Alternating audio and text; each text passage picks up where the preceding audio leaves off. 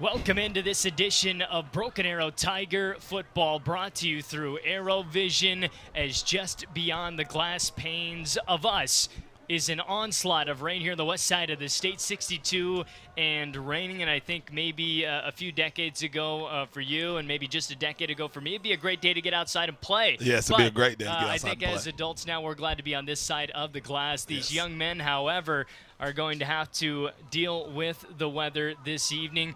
Welcome into this final edition of the regular season as well for your Tigers. It is a matchup against the Westmoore Jaguars and an opportunity to find out what seeding looks like in a scenario where the Tigers have already clinched playoffs. We haven't had a chance to be on the broadcast and talk about that yet, so let's get right into it. This team has punched their ticket to the postseason.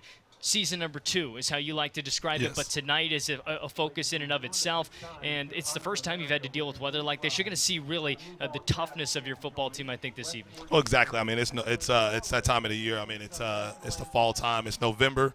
They usually say when the grass turns brown, you start to run football, but obviously you can't really say that anymore when it comes to majority of the stadiums in the state that have turf now. But you have to run the football tonight, and the reason I say that is it's just one of those deals where the weather is going to make you run the football tonight. Yeah, the weather is going to make you run the football here this evening, looking into, of course, an opportunity to get into some keys of the game. We'll go to our Big Biscuit Blitz segment, and we'll check in on some of those keys.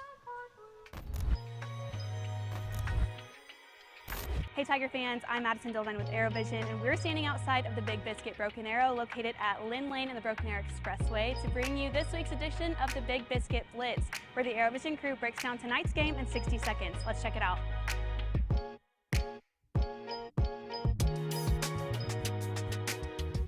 Hey Tiger fans, welcome back this week for this edition of Big Biscuit Blitz, where we break down this week's matchup. It's the last regular season game.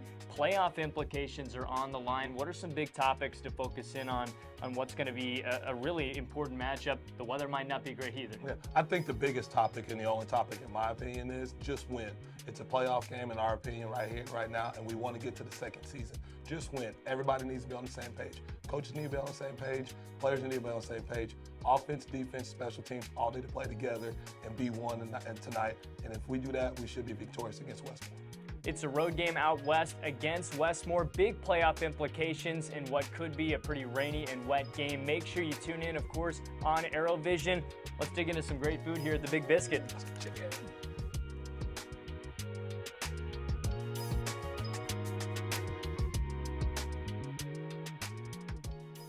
Just a reminder, there'll come a time that they can no longer share a bedroom. That's why we have a complete array of home loans, so that dream of more space can come true, right on time. First National Bank of Broken Arrow. First people put people first. Around the clock, throughout eastern Oklahoma, we're devoted to improving the health of our communities, our home. We are your friends and neighbors. We are the people of St. Francis. Craving delicious tenders or crispy fried chicken? Hit the Waldo's drive-thru, open 7 days a week. Locally owned and operated in Broken Arrow, 71st and Yale, and coming soon to Owasso. Waldo's makes lunch and dinner a breeze. Waldo's chicken, fast, fresh, delicious. Introducing QT Pay, the easiest way to transform every trip and every gallon into instant savings every time you pay. QT Pay. It just makes sense. Sidelined with an injury? Running interference with a cold or flu? When it comes to your health, don't drop the ball. Choose All-Star Care from your hometown healthcare team. Ascension St. John.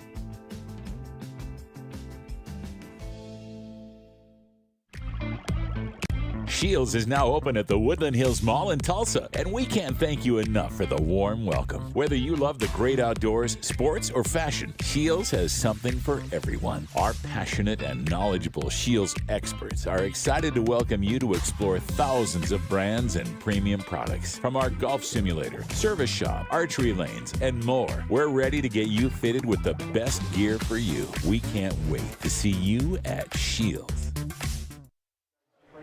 Broken Arrow just to our right awaits their opportunity to enter the scene as the rain continues to fall down. Smiles on everybody's face, though. You can see it from a mile away, as this is an opportunity to play in the elements for the first time this year. And I think as a player, you love and you hate it at the same time, right? It kind of brings a different aspect of who you are as an athlete out of you, of course, but at the same time, no easy task, and it's going to be a game in which you had mentioned that I think everybody knows is going to be a heavy ground game and ball security. It hasn't been the greatest at times, but tonight you really have to check down on it. You have to check down on him. It's playoff time. The way I look at it is Luke, is you got to come out here, you got to run the football the way you want to run the football. You got to be physical up front.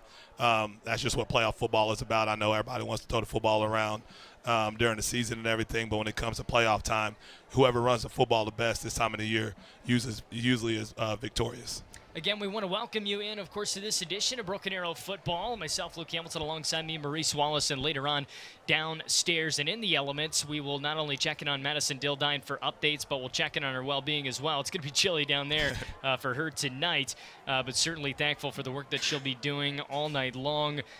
As the rain comes down, it's the most we've seen it come down all night long since we've arrived, at least just in time for kickoff. Just to our left, the Jaguars of Westmoore are about to take the stage as well. I look at a game like this, and you've got to still find a way to get your athletes involved. You've got two great athletes in Zane Matthews-Boudreau and Tayshawn Jones-Wade that still need to make an effect on the football game, whether it is a post route or it is a jet sweep. You got to get these guys involved. You got to get their hands on the football, and you got to keep their heads in the game, and that's the way I look at it also. So I'm sure Blankenship and his offensive staff have already discussed that, knowing the conditions that they were going to be this week, this Friday night.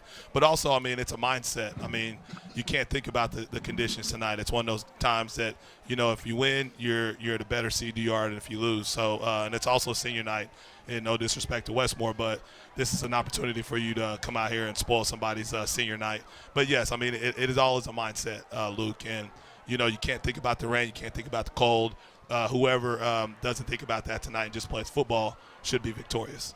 Yeah, you're right. Of course, a senior night for Broken Arrow not long ago, they get to be a part of one back-to-back weeks, and you get to spoil one as well. So as the rain comes down, it begins to, of course, pick up with that Oklahoma wind as well. From left to right, we see through the lights, the beautiful lights here at this brand-new facility, a beautiful stadium that has been built here for the Westmoore Jaguars. The turf in great condition as it's brand new as well. And tonight, you're not going to find better conditions as far as the field is concerned to be able to play in a game like this. I look at drives number 1 and 2. You're going to find out really fast your ceiling as an offense, I think, when you get things going. Yes, and that's the way I look at it also. I mean, you're right on point on that, Luke, as we're about to get to the coin toss right now. We'll take a break. We'll come right back here in just a moment as Broken Arrow about to hit the stage here tonight. It is Westmoore as the host of your Tigers when we come back.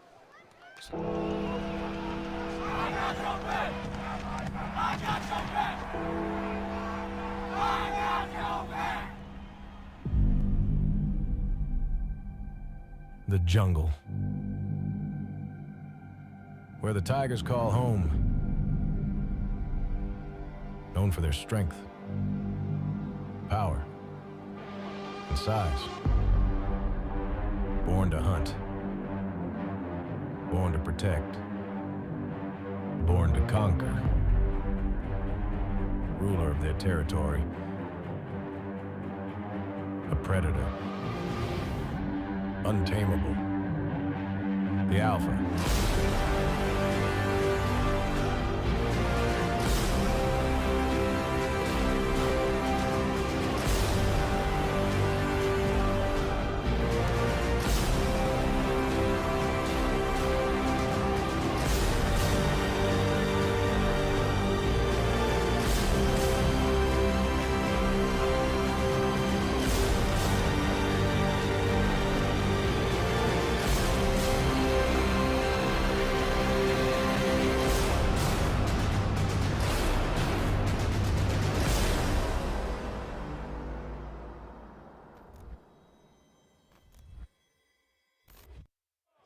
Welcome back to BA Football here on ArrowVision. It is the Tigers to win the coin toss, and it is the Tigers to receive, as Broken Arrow will elect to take the ball to open up tonight's action.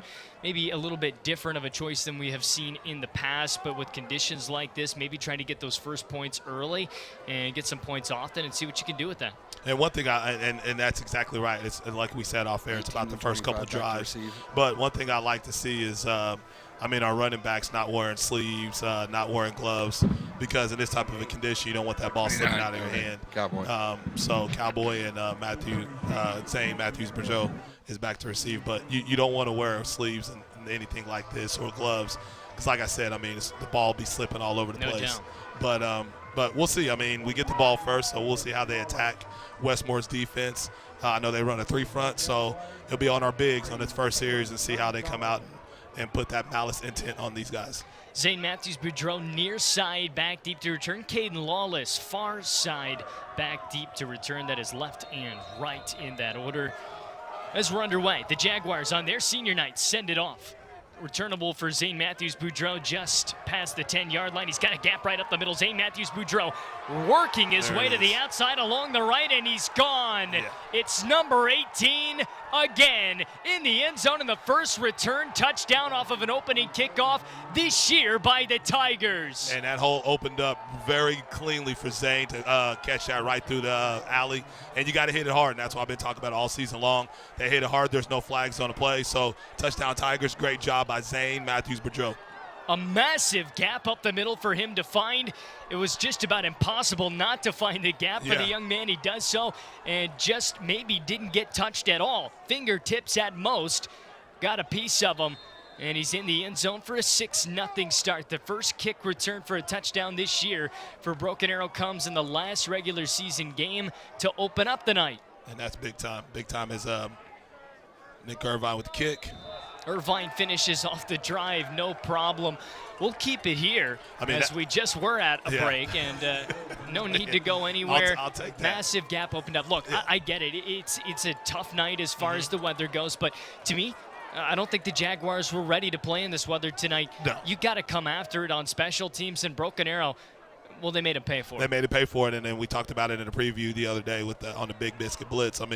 Offense has to complement the defense along with the defense complementing them, but it all comes together when the special teams do what they have to do. And when you start a game off with an opening kickoff return, that becomes demoralizing. And we'll see how we can do this with coming out on defense, but we also have to stop them from returning a kick. So I think we'll do a great job on that, but it's big time. We'll see what our defense is going to do here on this series. Certainly so. Definitely pays off to not only win the coin toss, but to elect to take the ball as you make it pay off in about as quick as you could possibly ever do so, as it will be Westmoore to try to mirror image the first moments of the ball game in favor of themselves. Nick Irvine will get set to kick in just a moment. Yeah, and I think the rain is kind of letting up. I'm looking at the satellite radar right here, so it looks like it's trying to let up. So as we see out through these big windows in our booth right here, Luke. So, it's one of those deals. You got the lead, you got the momentum. So let's see how you sustain that in a game like this. 7-0, and Irvine will let it loose in just a moment. 11:49. It took all of just 11 seconds to open up the scoring this evening. Short and low kick, gonna bounce here in the weather, snagged beautifully. Westmoore will return it, and coming on out near the 20-yard line, he's brought down quickly. That was Jaden Hunter on the return, and the Tigers are all over it. Look like Nathan Martin on the tackle right there, number 36. Great job. Broken Arrow's coming out fired up, and I've seen this in the last few weeks, obviously, on the skid that we've been in the last few weeks, Luke. It's a great way to start right here. This is the defense. We gave you a lead, so we'll see how we respond right here on this first series on defense. First opportunity of the night for the Westmoore Jaguars offense. First traditional play from scrimmage that we've seen tonight in what is already a 7-0 game. The Tigers, if you joined us late, took the opening kickoff of the game all the way back for a touchdown. That was Zane Matthews-Boudreau on the run play up the middle to start. Decent game, but nothing too crazy on first. Looks like Gabe Manning on the tackle right there. And it's going to be important for those guys up front to get physical with Westmoore's line. This is a line that's a little bit smaller than us right now. We've been facing pretty big offensive lines the last couple weeks, so we should have a field day with these guys this week. Tigers defense hoping to get off to better starts here as the season moves along. Low snap and a quick run himself up the middle. Quarterback picks up the first down, that being, of course, tonight for Westmoore. Looks like we do have a flag on the play. This might be a scenario where it could be coming back. Of course, that was a direct snap. It'll be a dead ball. Benson. So it'll be a dead ball. Let's see how the referees, the officials confer on this. But, I mean, that's one thing that's been Achilles' heel to us this season also is a quarterback run game. So if that's part of Westmore's game plan, we'll see how we defend that tonight. So Brody Inhoff's going to come back in after that direct snap. So it should still be a first down, even though it's a dead ball foul. Discipline here in a game like this can go a long way just as well. Yards are going to be hard enough to come by, much less if you're giving them away. So it'll be offsetting. It'll be offsetting. So there you go. Communication has been brought to us. And when we see what Westmore's trying to do on these first few plays right here, just run the football, try to settle in after a big kickoff return. So we got two receivers split wide out here to the numbers, to the near side. They got doubles to the top also, so we got a 4-receiver set. It's Benson and Norris on the near side in coverage. Don Fryer, Hudson Lott, as well as some help on the back end for the Tigers. That looking to be Jason Johnson. Yeah, it looks like they're in a pistol set right now. So when officials want to get the ball set, we'll see about getting this play started. A lot of time for these young men to have to stand around in the rain before we get to our next play as well. It's like, come on, guys, figure it out. Let's go. We have not played a minute of football yet. Yes. Clock is rolling now. And as I speak, it hits that minute Ball's mark. on the ground. Low snap. Inhofe had to try to pick it up, but a flag kills the play to begin with. And do we have an offensive line foul potentially here? It's going to be a false start against the Jaguars, and disaster setting in a bit here over the last couple of plays for the communication of this Jaguars offense. We'll see if they can settle things down for themselves. And this is what we need to take advantage of. Obviously, they're playing behind the chains right now, so we'll probably see Holly send about 5 right here. Or he'll just sit back knowing that Westmoore is in the situation they are right now. And one thing you also see tonight, Luke, is you'll see a consistent change in the footballs inside, in and out from the sidelines. Try to keep them dry as possible. Inhofe wants to communicate at the line. Change in idea. Another low snap, but a handoff is brought immediately to an end by the Tigers' defensive front. And already early in this game, snaps have been an issue for the center here of Westmoore. And look, it's not going to get any more dry here tonight. You got to figure it out quick, and this is where you're just going to have to dig deep. Well, this also goes back to, we talked about this on the car ride up here. It's the preparation during the week. I mean, obviously, this whole week, everybody knew it was going to have a downfall rain all week long. So how did you prepare this week? How did you prepare with a wet football? How did you prepare with a dry football? But obviously, the center's having problems. Gabe Manning's problem giving them problems, knowing he has to get that snap off and try to get Gabe Manning blocked. Big hole up the middle to be able to hit, and it is a decent gain on that stride by the running back, Jalen Woody. And what they're doing, they're just attacking a gap right there. So great run by Westmoore. Blocked down on Gabe Manning right there, opened up the hole. So be third down and about 5. 3rd and 5 it is on the 38-yard line. Westmoore gets some substitutions. And I'm hearing, and even though I'm watching across the way for the Broken Arrow Tigers, I'm seeing a little bit more enthusiasm out of them. I haven't seen this in a long, long time as they're yelling, they're chanting D up, D up. So the ball's on the ground. Snap again. He's just going to have to fall on it. 3 out of the last 4 balls snapped have hit the turf. So just discombobulated right now. That's what this offense is, and you got to take advantage of that. Great job by Broken Arrow setting up a 4th down. So we'll see Westmoore maybe punting right now. Looks like they are. So we'll see how this snap is going to happen. I'd actually go after it. But but where it looks, we don't have anybody back. Looks like Holly and his guys are going to play a safe defense. Westmoore has not proven to be able to get that snap off very well until just now. It comes just at the right time on a deep, long snap via the punt opportunity. This is going to roll well. It's going to take a Jaguar bounce to the 26-yard line to start this new Tigers offensive drive. And now we get to see from a traditional line of scrimmage standpoint what BA's offense can look in this evening. You got to prove it yourself as well. Jaguars' offense looked rough in this weather. Well, the Tigers haven't been on the field with that offense yet. We're about to see if it looks anywhere near like that. Well, yeah, and Westmoore, they punted away to flip the field. So we'll see what we do out here, and I can anticipate us just going ahead and run the football right here.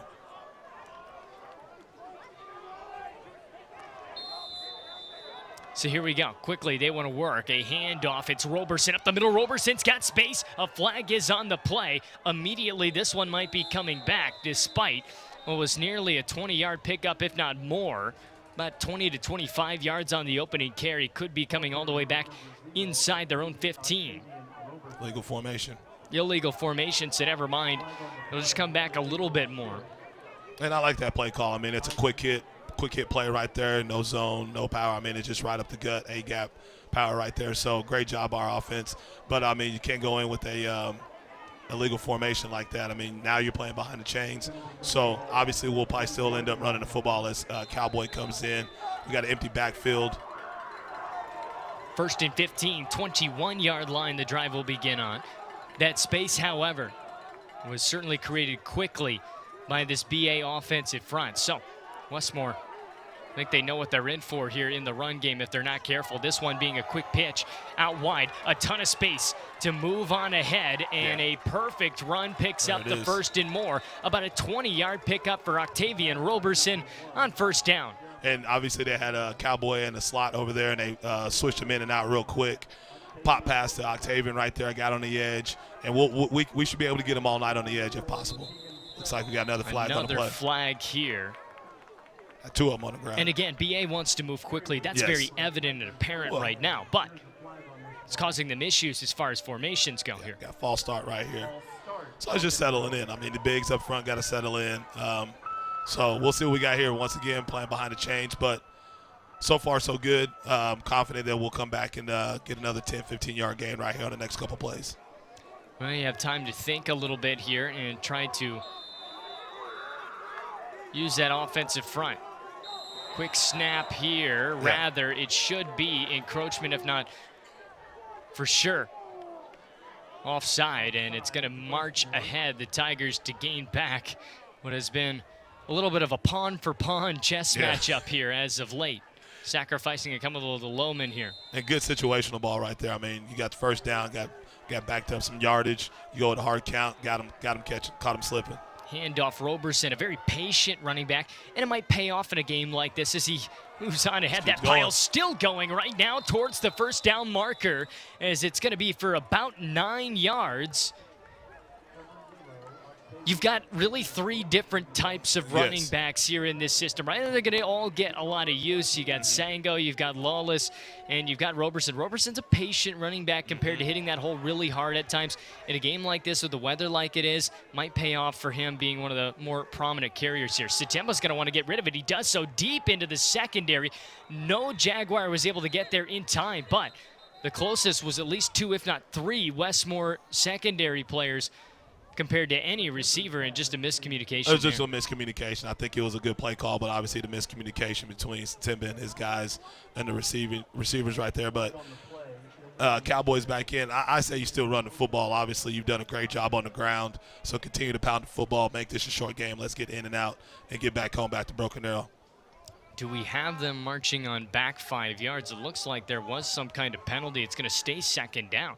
Did we have a false start scenario that shut that all down? I didn't see a flag. I didn't see a flag either, but it is 2nd and 6 instead. So, Satemba takes the snap, handing off to Caden Lawless, who dives on ahead. He's tripped up quickly, but he gets near the marker. It's going to be 3rd and 2 at least. And I like what I see right now. Just continue to pound the football, continue to wear them down up front. Bigs, they run their down set right there. Looks like I got 4 down going right here. So just continue to run the football. Continue to use the bigs and lean on these guys from Westmoore, because I think we're better at running the football in the weather like this. The offensive line has looked tremendous as far as demanding the space for the run game here. Direct snap to Lawless. He's got the first down. There it is. And just eat away at this defensive front all night long, just like that. If you can do so, you just got to keep those running backs cycling in and out. Yes. They're going to get all those carries, right? Yes, they're going to get all the carries they want tonight. I mean, I don't expect Jeremiah to put the football up more than about 15 times a night if possible. But just continue to feed Octavian, Cowboy, and Sango whenever he gets into the game. Well, he's snapped and another handoff. Lawless has the space up the middle. He might take it all the way himself. Just a couple of men to beat. He's in. He might have slid on top of the defender, and he's in. He's in. Great Caden job. Lawless, what a run up the middle, and he uses him like a sled at the end to get into the end zone. It's a 2-score lead. And we're doing what we do up front. We're making our blocks. We're getting to the second level, making the blocks at the second level also. And when you do that, you're running back. He hits a hole, and he's scot-free running. Touchdown, Cowboy.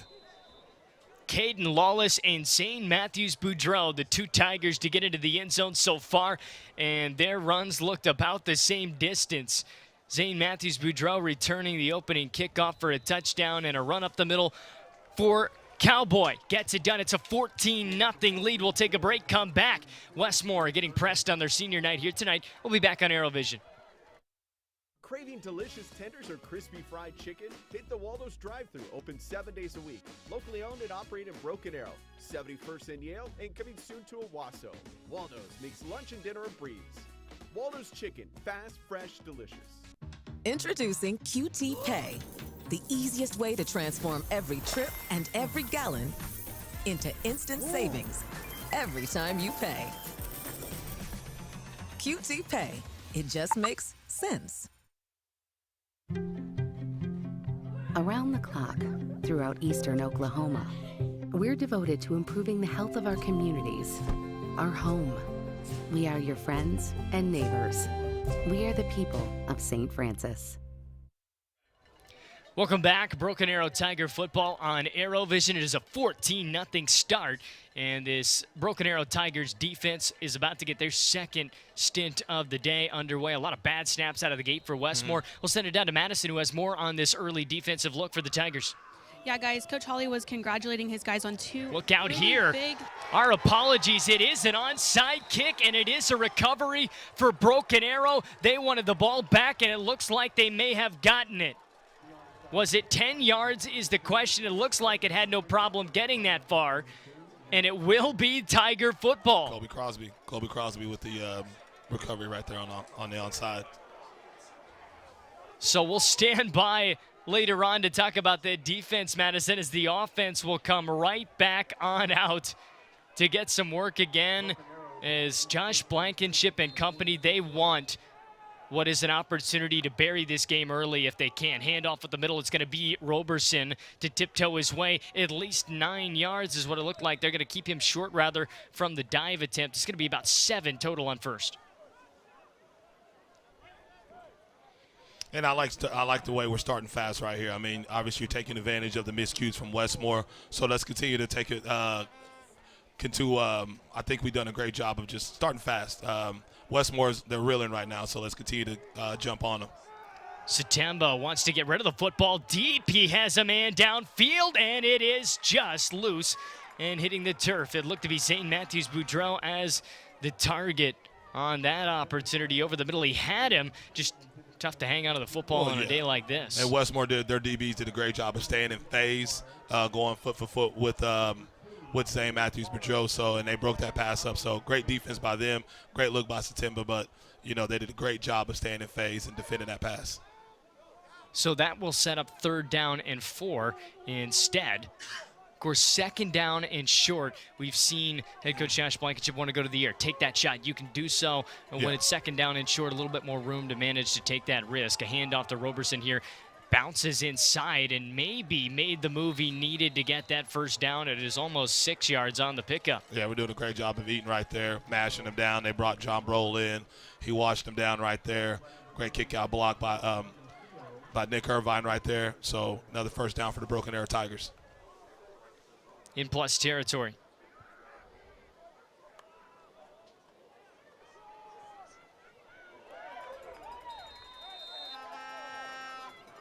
Okay, looks like that was a short gain right there by the Tigers. But one thing I'd like to see right here as the Tigers continue to pound the football, like I've said before, Cowboy coming in, we're rotating them in and out. Yeah, rotating the running backs. I love it. I love it. Just about as important as it gets in a day like this. You look up, however, now, and there doesn't seem to be hardly any rain coming down. An opportunity to get those footballs dry for maybe a little bit longer than you normally would. Another jump on the Jaguars, it looks like, and on ahead, the ball will be moved. 2nd down and 2 now. It's going to be the scenario. And again, Mo, we've seen this be the spot where Blankenship wants them to get rid of the football downfield, air it out. Do we see that again?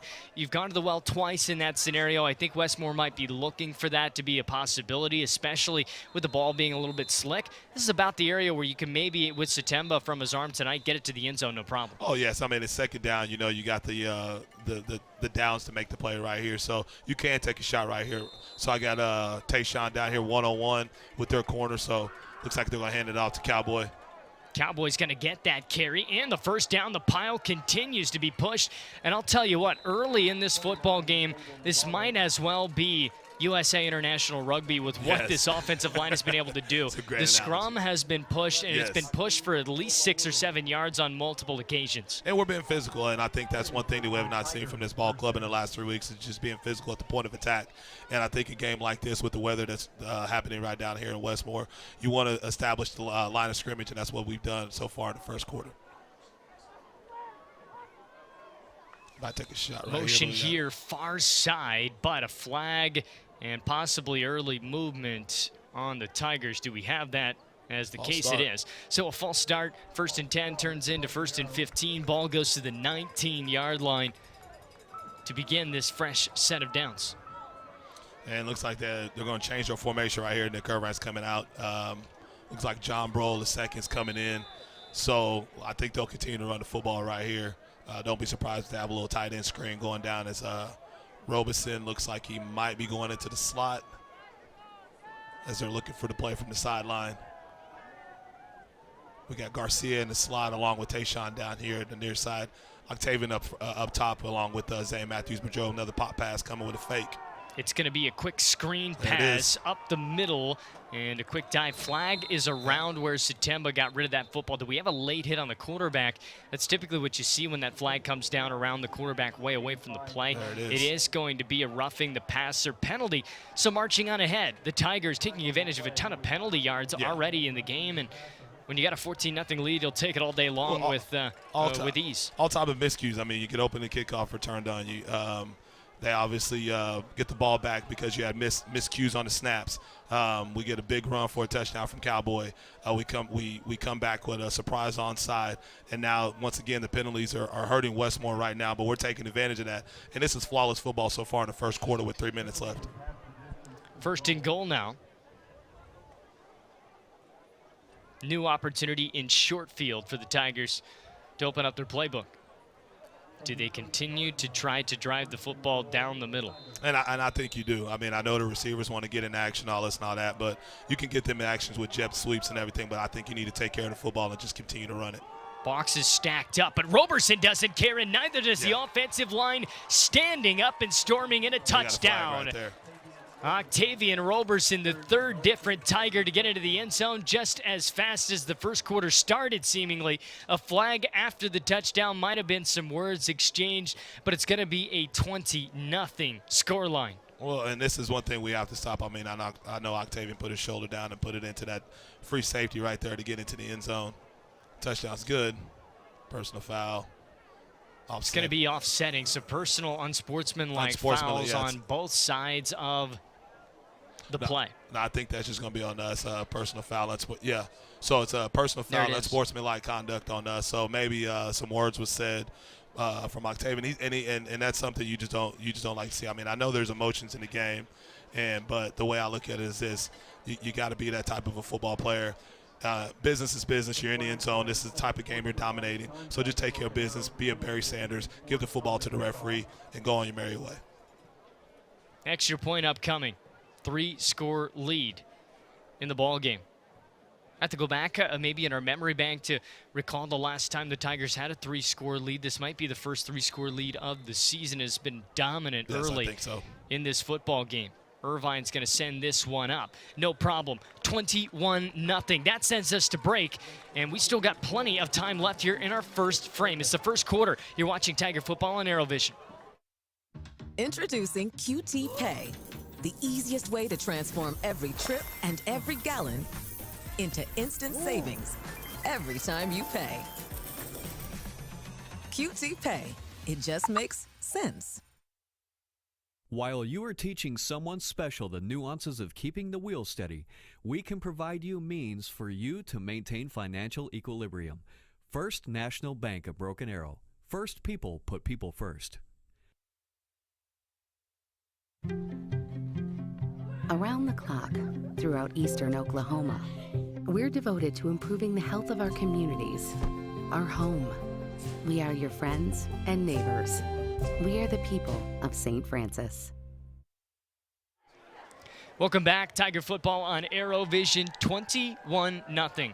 You've missed a lot if you joined us late, and it is a game that started on time, so no excuse for you. 2:49 left here in the first. A opening kickoff brought back for a touchdown on the opening kickoff of, yes, the game here tonight. And then, of course, it was a drive up the middle by Caden Lawless for a huge running score. And Octavian Roberson in short field did so as well. It's going to be a short, shallow kick, fielded and quickly brought down to the turf. Around midfield is where Westmoore will start with good field position. We'll send it back down to Madison, who we ever so interrupted last time off of the onside kick. She has more about this defense for the Tigers so far, as well as the chippiness that might be occurring, at least early on in the ballgame downstairs. Yeah, guys, a couple of frustrations coming out early from both sides, more so Westmoore, obviously, with the score being 21-0. Refs are putting a pin in that quickly. Back to the defense from earlier. Obviously, we haven't seen a ton of them right now because they're getting some big stops, but Coach Holly was saying, good job, stay tight, don't hesitate, run through them, and bust the ball out. Luke? But you like that early drive, and of course that chippiness, it'll swell down a bit here. But now, as we mentioned, the rain not coming down as much. This center for Westmoore might be able to get the ball out a little bit more clean, and those clean snaps will really give us a look at what this Jaguar offense can do. The early run there is for about 4 yards on first. Well, Coleman on the tackle right there. And you know, chippiness, I like the chippiness. As a defensive guy, I always tell my guys to play with attitude, and that's one thing I've seen tonight, even though this is the second time we've seen the defense out here. But we've played with attitude so far as a team, so if we continue to do that, we should be successful throughout the night. Snap and handoff again, and getting to the backfield again, it's Cole Lamont. Right. The senior having a fantastic start of the ball game this evening. And I will probably go out on the record right now, Cole Lamont should have about 15 to 20 tackles tonight. This is a game that he should be able to dominate in, as he's done all season long. And you know, we're up 21-0, and I don't want to, you know, speak too early, but you know, if we continue to do what we do, I mean, it's one of those games that's a confidence booster. You know, if the defense continues to do what they do with a minute 50 left in the first quarter, I mean, we're right where we need to be and playing ball where we need to play ball on defense. Great. Third and short, and again, another tackle involved is Cole Lamont and company. However, Gabe Manning's in there on the tackle just as well, and Nathan Martin. Hey, and that's what we've been, and that's what we've been trying to see all season long, and that's what we're doing is we have a little change with the defensive line. Caden Moody's coming in now. Look like Mason Silver's in right now. So let's continue to do that. Ben Neal is in also. So let's bring it again as we're going forward on 4th and short. The senior linebacker, Cole Lamont, he averages about 9 tackles a game. He's going to have that just about in the first quarter if he's not careful. They do get him short of the first down marker. I think Hudson Lott might have been involved in that tackle just as well. Everybody getting in on the action tonight. And a 4th down and 1 is stopped. And in my opinion, looking at what's happening into the trenches, if you're Westmoore, how are you not going downhill there? They took it to the outside and they paid for it. And that's what you do. I mean, you try to take it to the outside, and obviously we're right there to defend that. But, I mean, a quick hitting play, 1 yard, you want to get downhill as quick as possible. But if you want to go outside, you still got to go 2 or 3 yards, and the defense can flow and stop you right there. And now it's our ball. Flip the field right here, and we're in business right here. With the big play ability against this Westmoore defense so far, yes, we have a minute 4 and counting left here in the first quarter, but it could be a 4-score game at the end of one if the Jaguars are not careful. First down goes for about half of what he needs on the carry, as the rain has just about nearly completely stopped here tonight. So everybody's gear just soaking wet. but a chance for time to allow some of that to dry up here. Hand off, Roberson dancing away, spinning off of a tackle and getting close to the mark. He's going to be inches short, 3rd and 1. This is just elementary, Luke. I mean, the way I look at it, if you look at what we're doing up front to these guys, we're pushing them back 3-4 yards at the point of attack. This is what it's supposed to be like. Looks like we got, I think that's Fernandez up front at center. Sango at running back right there. But as we come to an end right here with about 10 seconds left, Ricardo Fernandez, the way he's just handling that zero technique up front it's setting things up for our offensive line, and that's the way we need to play on this Friday night going into the second quarter. That takes us to the end of the first quarter, a 21-0 start. We'll recap that when we come back, and of course we'll flip sides. The Tigers near midfield will have the ball, looking to go up 4 scores. We'll be back on ArrowVision.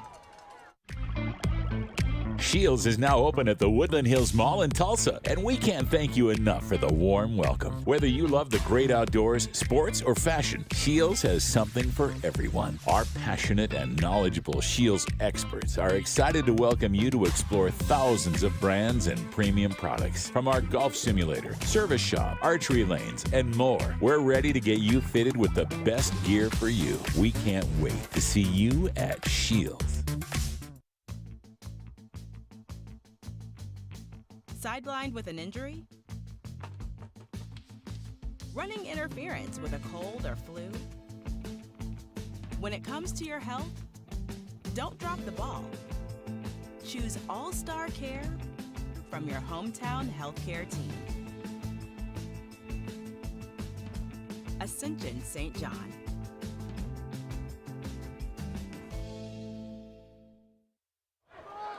Welcome back to Broken Arrow Tiger football on ArrowVision. Second quarter about to be underway. We'll send it down to Madison with what the weather's been like since the rain has stopped down there. Of course, it's cleared up, but everybody's still a little bit soaking wet, I'm sure. Definitely not the most ideal conditions, but without the rain, a lot better. A lot better down there on the sideline. A lot of extracurriculars here, and no doubt about it, a flag being thrown in an obvious scenario. Another flag again. So we got 2 flags on the ground. This is one of those deals. I mean, like I said before, John Luke. Roll thrown down well after the play. I mean, like I said, Luke, I mean, it'll probably be offsetting penalties again, but this is just one of those games. You know you're better than Westmoore. I mean, obviously, we've seen the film. You and I have seen the film. Other people that I have on my coaching staff, we've also watched the film on Westmoore. We're completely better than this team. So it's just one of those games where you know you're better than them. Come in, take care of business.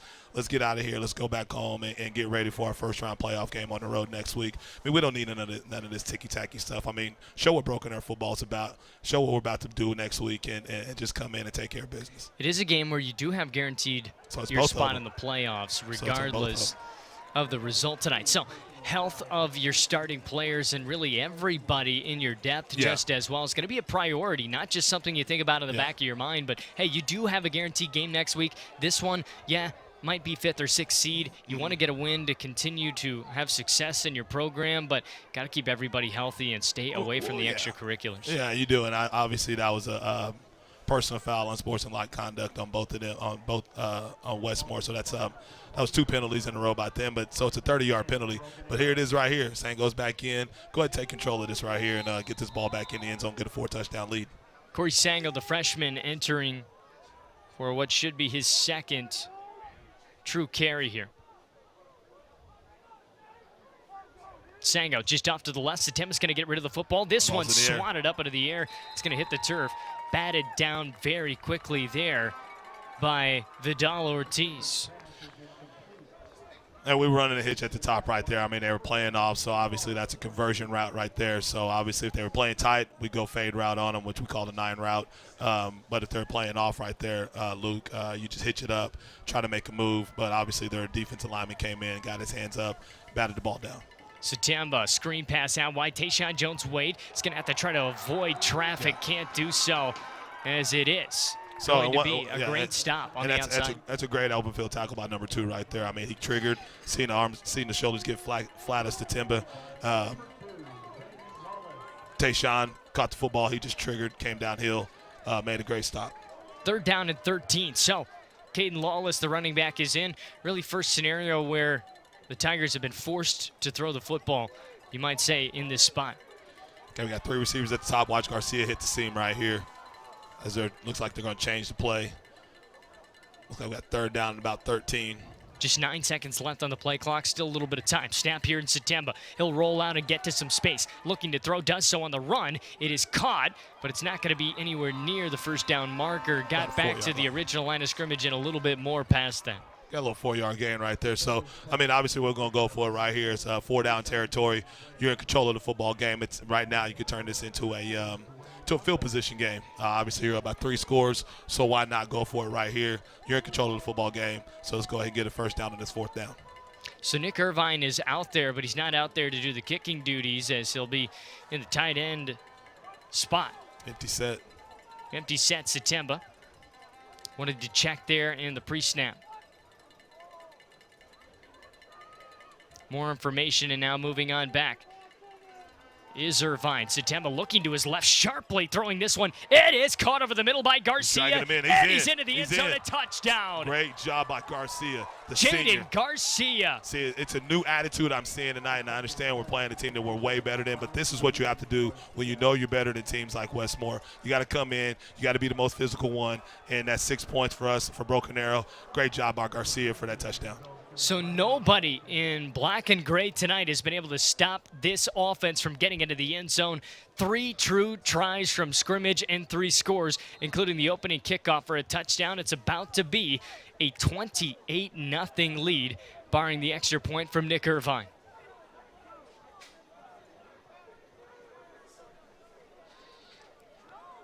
Snap and the kick is up, no problem with the weather tonight as well for the special teams. We'll take a break, 28-0 right now. 10 minutes to go in the first half. We'll be back on ArrowVision. Tulsa Bone and Joint, Northeast Oklahoma's sports medicine experts. We are pleased to help you and the athletes in your life with a number of surgical and non-surgical options. Tulsa Bone and Joint is proud to serve as team orthopedist for local high schools such as Broken Arrow, Owasso, Sapulpa, Cascia Hall, and Bishop Kelly.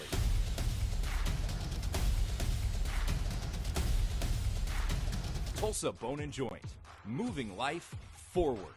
Hey Broken Arrow fans, score big with TTCU Federal Credit Union's School Pride Card. Each time you use your card, we donate to Broken Arrow Public Schools, adding to the $2.5 million we've given statewide. TTCU, where members are raving fans.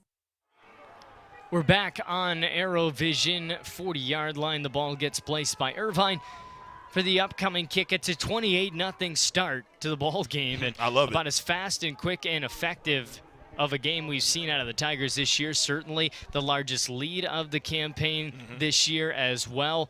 And you've got plenty of time here in our second frame. Yeah, and when you open the book with Broken Arrow football, it's kicking game, it's running game, it's defense, and that's what we've done tonight. And obviously we got the touchdown pass from September as they go a little squib, and it's us again. We got it.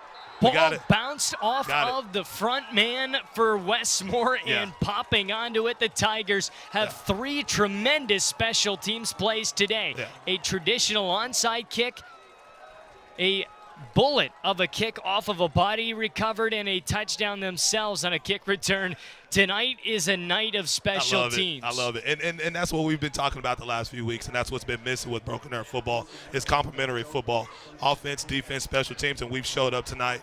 And obviously, big shout out to Nick Gorman and John Bullock. And, I've done that a few times this season, but they see what they see in the film, and they know they can kick that ball right at that center guy, and he didn't want it, and we got the football, and it's first down as a handoff to Sango. Corey Sango, big playability all year long. The freshman right up the gut, nears the 25-yard line. He'll be at the 26. Yeah, let's go with him again. It's running the football, establishing the line of scrimmage, and that's what we've done a great job about. And it starts up front with Ricky Fernandez. He's doing with their nose tackle right now, and he's just having his day with him. Sango, he's brought to reality once again on this run. Still gets a couple of yards out of it is almost what it looked like, but they will only give him credit back to nothing. Might have even lost some inches. Yeah, it is what it is, but odd spot there. Yeah, obviously Westmoore did a great job of converging on the football right there, but you continue to feed. Obviously Octavia's in right now. We're running 2 receivers to the top with Tayshawn Jones-Wade and Zane Matthews-Brazil, so we'll see what we got here. There it is again. So we got 2 flags. Obviously, it'd be the same penalty. So, I mean, probably a little frustration with Westmoore now as they Westmoore, yeah. the pressure just to get a stop here, I think, is a bit too much for them. And they're probably frustrated. I mean, I get it. You think you're gonna come into this game, you think you're equal with Broken Arrow right now, but obviously, like I said, watching film, I just knew we were the better team tonight, and so far we've proven that. Westmore's struggles continue on senior night as they have yet to get on the board, something you need to get any momentum in a football game, much less have given up 4 scores. Roberson skips his way to the left, bouncing back to the right, gets the first down, and it'll be 1st and 10. And one thing that I like to see, obviously, the offensive line of doing what they're doing up front, but the hard running from all 3 running backs, from Octavian to Cade and Lawless to Sango, just the hard running from them guys. That's just physical running, and that's what you ask for when it comes to physical football this time of the year. So a whistle here before we can continue play. But ball is set, and we are ready to go once again. Rain coming down just a little bit more. It is more so sideways as that wind is picking up. Got him, Zane. Wide open, a touchdown. Tigers are right back to work. Job. And through the air. It's the 2nd receiving touchdown of the day. I don't think at the beginning of tonight we were going to say there was going to be 1, much less 2 receiving touchdowns, much less in the first half of the ball game. And I don't know, we talk about running the football, but also even in these conditions, you can still throw the football, whether it's 10, 15 yards down the field. You really don't want to try to bomb it down the field with vertical routes. You want to try to run your little seam routes, get it to them within 10, 15 yards. And right there, Zane Matthews-Boudreau ran a little corner route right to the outside pylon, touchdown, Broken Arrow. Kick upcoming at a 34-0, now 35-zip scoreline. The Tigers are rolling at this point. It's been a while since this team has been able to put up 30-plus as well. They've done it very quickly here today. As we'll take a break, come back, 8:36 to go. 35-0, Tiger football on ArrowVision. Introducing QT Pay, the easiest way to transform every trip and every gallon into instant savings every time you pay. QT Pay, it just makes sense. While you are teaching someone special the nuances of keeping the wheel steady, we can provide you means for you to maintain financial equilibrium. First National Bank of Broken Arrow. First people put people first.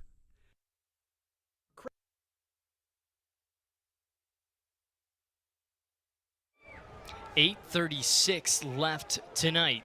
You'd have to do some mental math. That's what broadcasters are not paid to do, so we won't do too much of it. But this team's on pace to look like a March Madness team here tonight so far. 35-0, and yes, 8:36 is left in our 2nd quarter. If you're in the kitchen still making dinner and just listening from afar, it is something that you don't need to see too much of to just feel tonight. This Tigers team, of course, is taking advantage of quite a bit. It's been a flawless day. Of course, Westmoore, they're not necessarily at the top of the district by any means, but this is the kind of flawless play out of the Tigers regardless you need. That ball skipping off of a body again. Did the Tigers fully get possession? It would be their 3rd recovery of the night. We got it. And they do. We got it. The Tigers, again on special teams, have recovered the football. Yeah, I mean, it's just taking advantage of your opponent. And this is something that I love to see from our ball club, is you take advantage of the situation and just continue to beat down the opponent, and that's what we're doing right now. There is an absolute feel right now from the Tigers that there is no stopping them from getting the football. Westmoore has to find a way to adjust in a scenario like this. They have not been a very quick team. There's a Jaguar down on the field. He is getting lifted on up. And that looked to be Zane McKnight.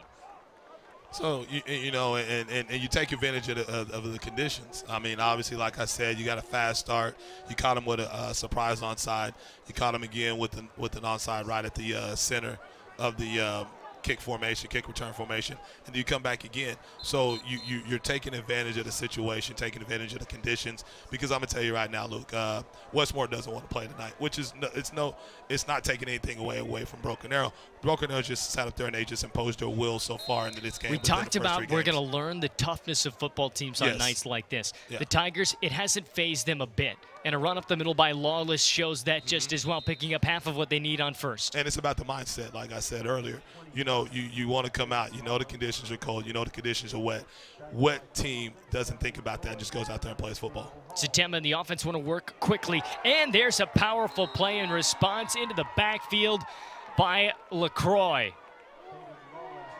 So LaCroix stepping up and making a statement that Westmoore doesn't want to go away as much as they can here in this first half. 7:59, we're now officially under 8 minutes to go in the half. It is 3rd down and 9 yards to gain to get the first. Norman up on Bixby as an update as well, 21-3 right now. As we look in on some of the score lines tonight, Moore is up 28-0 on Enid. Mustang and Deer Creek, a very important one to look into tonight, 3-0 that Deer Creek lead early on. As Satemba throws on the run near the sideline, and he put way too much on it. 4th and 9 upcoming, and certainly a spot on the field where I wouldn't be surprised if the Tigers want to go for it. They've been able to get the big plays tonight, but they do bring a new unit on to kick it away. I can tell you right now that Norman score is very uncharacteristic about from that team on South Memorial. But hey, you know, 6A football on a Friday night, anybody can win. Bixby, of course, hosting Norman, and they're down 21-3 tonight so far. So they got 2 returners going back. Obviously, all season long, Luke, you know that we've sat up here and fake punts. So let's see if we kick it away and flip the field here. That's what we're going to do. Satemba, good slicing kick. In fact, he gets the roll that he needs. Probably kicking himself that he knows he could have gotten him just a little bit more on that one. But regardless, an offense that hasn't been able to move the ball very much is going to have it at their own 11. A flag at the 45-yard line to the right of your screen a bit. And the thing about it is, I mean, obviously you don't have to fake it here. Your defense is playing great. You're up 35-0. And the way I look at it is this. This defense is built to play ahead. And right now we're doing that. And the offense has done a great job. Special teams have done a great job. Once again, it's just complimentary football all around. First time being stopped all night long, this Tigers offense. And I don't think that I've seen more than one onside recovery of any kind in a while. game. Well, it's been a while. I mean, I can tell you this right is now. 3. It's happened to me a few times. I mean, but we won't talk about that. And the first one, a true onside kick, right? The next onside. 2 really kind of a hybrid of that play call in a sense. Yeah. And the penalty was half the distance right there. That penalty is on Westmoore ultimately, not affecting the play as far as electing to punt again. So it's going to be at the 6-yard line for Westmoore. And I like the way we're playing aggressive right here as we're in a proud look again.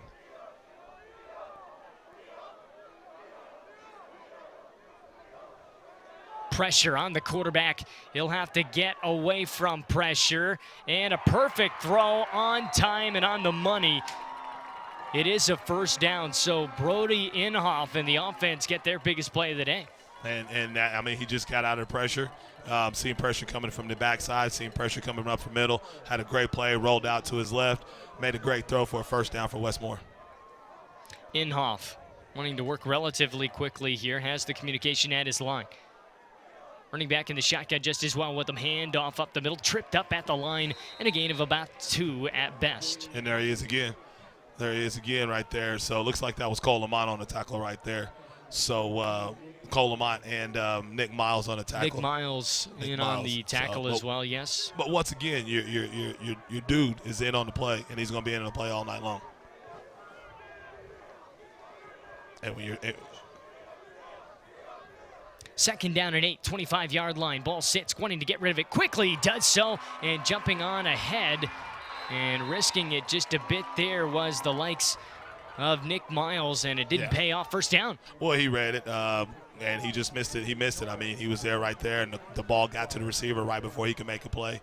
Great play by the receiver by spinning out towards the sideline, getting upfield for another first down as Westmore's on the move.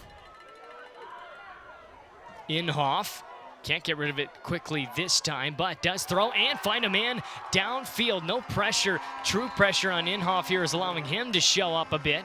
And a team that is forced to get rid of the football in the rain right now is, well, doing it flawlessly. And they're doing what they want to do. I mean, this is something that was probably part of their game plan as they got 3 receivers down here to the bottom, Luke. Pistol set by Westmoore on his first down.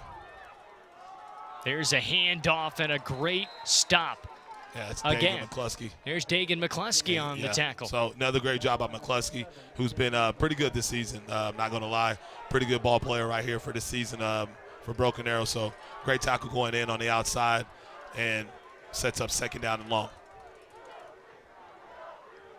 Here's Inhofe. Audible at the line. Rotation of the defensive front here for the Tigers. They do bring pressure, quickly getting rid of this football. And a great step up and tackle there by Jason Johnson. Yeah, and he read that. Little slot inside right there. Little slot inside route, curl route. Jason Johnson read the quarterback, came downhill for a minimal gain, brings up third and about 5. That was Jaden Hunter, the kick returner and wide receiver here for the Jaguars. It's going to be just inside the 25-yard line at the 24, third down and 4 yards to go. Brody Inhofe. And the offense want to take their time here on a pivotal play. Certainly 2-down territory for a team down 35 at the moment. And I like that we're pressing up right now, so I think that's what you got to do in situations like this as a run in reverse, but we sniffed it out. There's Hunter just at the last moment. The second open field tackle attempt gets the job done. And that not only stops the 3rd and 4, but pushes them back in a 4th down scenario. It's going to be 4th down and 12. Yeah, so, they tried to get us on some little trickery right there, but our guy stayed at home, made a great play. Jason Johnson cleaned it up. Now, like you said, it brings up 4th down and 12 on the 32-yard line. No moment too big here has to be the mindset for the Jaguars, needing everything they can get from here on out. Tough enough to score 35 a night, much less when you're 4:30 left here in the first half and haven't gotten any of those 35 back. Inhofe has to rotate around, throws on the run, has his man, and a holding call most likely going to bring this one on back. And I love the aggressiveness from our defense right now in our second. Their face mask on the Westmoore, but I love the aggressiveness for our defense on that 4th down and long play. We're pressing the corners, we're pressing the gator and a strong safety, running a 2-high safety look. So, I mean, that's just right there. That's what I've been looking for all season long on long yardage when it comes to 3rd down or 4th down. So, great job our defense. Looks like we'll decline that penalty and we'll get back on offense and go down and score right here with 4:18 left in the second quarter. Great work done, and the Tigers still have 4:18 on the clock remaining to get what is more cushion in a game where they've got plenty so far. 35-0. 1st and 10 from the 21.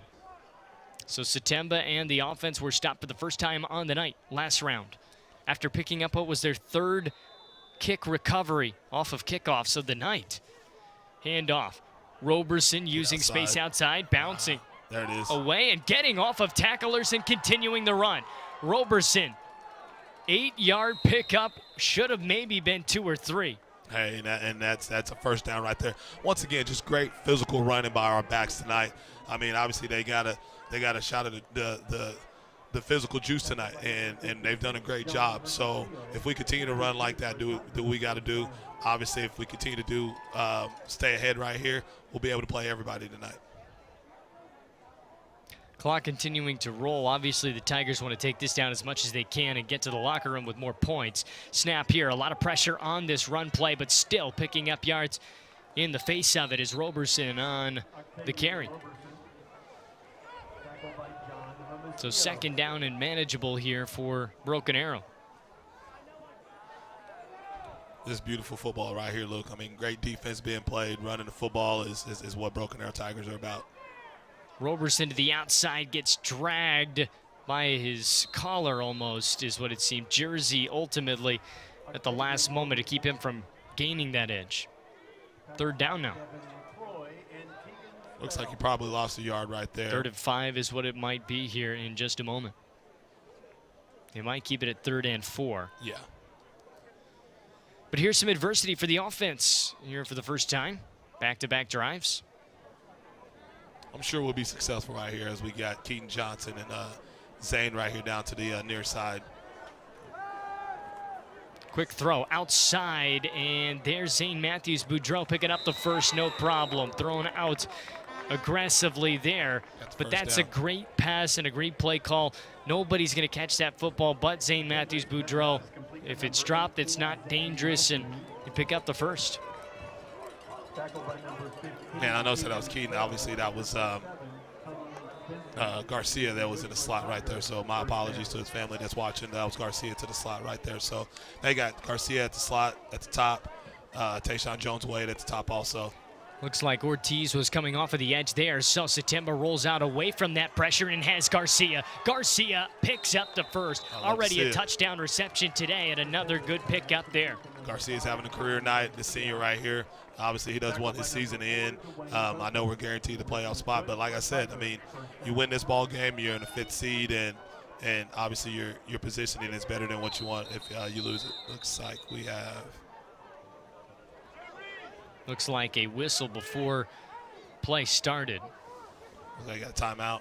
Officials timeout. Officials timeout as clock and ball spot are what seems to be officially confirmed here. 2:32 to go in the half. 1st and 10, ball on the 44-yard line. Clock will roll, that being the play clock as well as the game clock. And we go. Satemba looking off to his left, stepping up in pressure. Satemba has a ton of air. St. Matthews Boudreau has it drop off of his hands, and maybe just getting a fingertip in there was Benson on the defense. Hey, and once again, I mean, you know your beat, so what you got to do is you got to continue to race to the upfield shoulder. That's exactly what Benson did right there. And at the last minute, put his paw in there and stripped that football away from Zane. So great play by their corner. Brings up, looks like 2nd down and 10. Perfectly placed football. Can't do much better than that. And just in the same breath, great defensive play by Benson. Yeah, exactly. Satemba, quick screen pass out wide. It's caught. Plenty of space to run for Wilson, it looked like. Wilson picks up the first and more, closer to the 30-yard line, and the pile stops near the 28. So, let's see. I think that was Octavian right Octavian there. Roberson, never mind. Yes, Octavian right there. As Roberson out of the backfield picks up his first reception of the day. And once again, great little play right there. Great screenplay, great swing route right there by Octavian. Getting upfield, once you get the ball, you got to get upfield. So we're on the move again with a minute or 2 minutes left in the game. We're on the move again, trying to impose our will on these Westmoore Jaguars. Satemba has time to improvise, steps away, throws on the run. It is caught by Roberson, bouncing outside, and he's gone. A touchdown. Slipping tackles. Roberson makes it 40-plus tonight. And the thing about it is, great job by Satemba. Like I said, he's the type of guy that really doesn't want to use his legs and run. He's the type of guy that wants to sit in the pocket. So great job eluding the pressure, getting the ball out to Octavian. Octavian slipping a couple tackles. He's in for 6. A route in pursuit here right now for the Tigers as they continue to roll. 41 on the board. Octavian Roberson, his 2nd score of the day. Probably got a false start. 4 different Tigers, I believe, have gotten into the end zone, if not 5 different Tigers today. And that's how you spread the wealth. I mean, and that's great team football, great team offense, great team football, period. So we've done the job tonight. Obviously, we got a goose egg on the board for the defense. Offense has played great balanced attack by the offense, and defense has done what they've had to do, and obviously the special team. So once again, all 3 phases of the football game, it's flawless as we speak right now. 4 different Tigers have gotten into the end zone. St. Matthews Boudreau has 2 himself. Caden Lawless with 1, as well as Octavian Roberson. Looks like we got to move. We got a false start again. Here. I think that might have been Moody right there at the top. So, but it's okay. I mean, obviously, just be patient. Things like this kind of happen in a game like this. So, so just be patient, guys. I mean, go out there. Let's get this point after attempt off smooth. Let's get off the field. So Matthews, Boudreau, Lawless, Garcia, and Roberson tonight are the scorers. 2 apiece for St. Matthews, Boudreau, and Roberson this evening. Nick Irvine, 3 passing touchdowns on the evening. It outnumbers the rushing scores, which is something that was going to be unexpected coming into tonight. But the rain has really held off for the most part in this football game, and we do have a flag that will most likely make us kick again here. So Irvine, does he have to kick again because of this whistle, or are we going to get the confirmation of things? Let's see. Looks like we do get another football here, and we'll have to kick again, despite the make.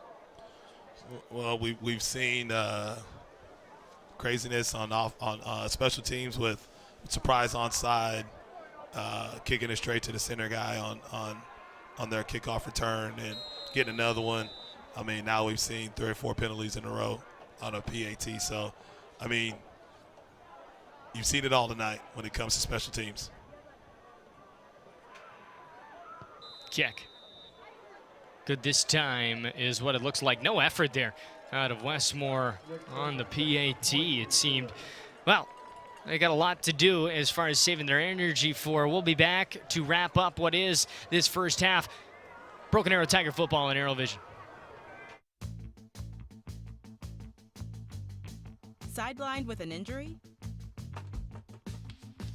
Running interference with a cold or flu?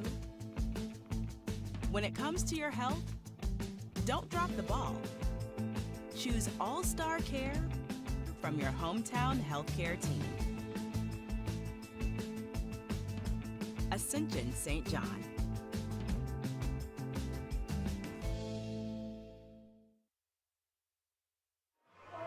.225 total all-purpose yards for the offense is what it would seem here today. As at number 275, my apologies, total offense here today for this Tigers offense. And a lot through the air, 122 yards for Satembi. He's got 3 passing touchdowns. The rain being gone and the confidence to throw the football certainly in the playbook, and I can only imagine what this Tigers offense would be doing today. Conditions were even better than they are. 42-0. Check in on a score as well in Bixby. Norman and Bixby have a 21-17 scoreline. That's in favor of Norman on the road. And Deer Creek looks like they're up on Mustang 10-6. So 10 a lot to of, 6. a lot of things can happen. Obviously, we don't know where we're going as of yet next week, but so far, let's take care of business right with a sky kick. And Irvine put way too much on this one. The flag, it's simply just going to be because the ball went on out of bounds. So Westmoore gets decent field position to start their new drive in what is and should be the final drive of the half if Westmoore plays their cards right. I wouldn't be surprised if BA starts using their timeouts here if they can get a stop, get the ball back. I think Blankenship wants to get as much as he can going into the half. One seeding and everything with the amount of points you score does matter to an extent, but of course you've got a healthy lead in that regard. You got a healthy lead, and now you're wanting to start working on things that can help you out going into the playoff game next week for the second season. You know, you want to get in a situation to get the guys in that you want to get in, but also make sure the guys that are in right now get as much reps as they can get before you get them off the field and get some rest for next week. Motion here for the defensive front. A screen pass is caught out wide, and separation there. Hudson Lott held up all the way, but no call on it is what it seemed like. So, well, and I mean, obviously, great play call by their offense right there. I mean, obviously that was a questionable block right there on Hudson Lott, but hey, it's 42-0. Obviously, the officials are probably going to keep their flags in their pocket a little bit right now and calling the game. So, I mean, first down for Westmoore right here at the 49-yard line. Inhofe has to get away from pressure, running out of space on the sideline, and the ball pops up and off the hands of the intended receiver, incomplete. Second down and 10. As Inhofe has not been able to sit in the pocket for very long, if at all. He's a mobile quarterback and one that's been able to be, well, pretty accurate on the run as well. Yeah, and Fernandez did a great job. He did a great job of getting pressure, penetration right there and getting him off his spot, making him scramble. We're doing a great job in the secondary of closing all lanes and keeping guys in front of us and making it difficult for him to get the ball downfield.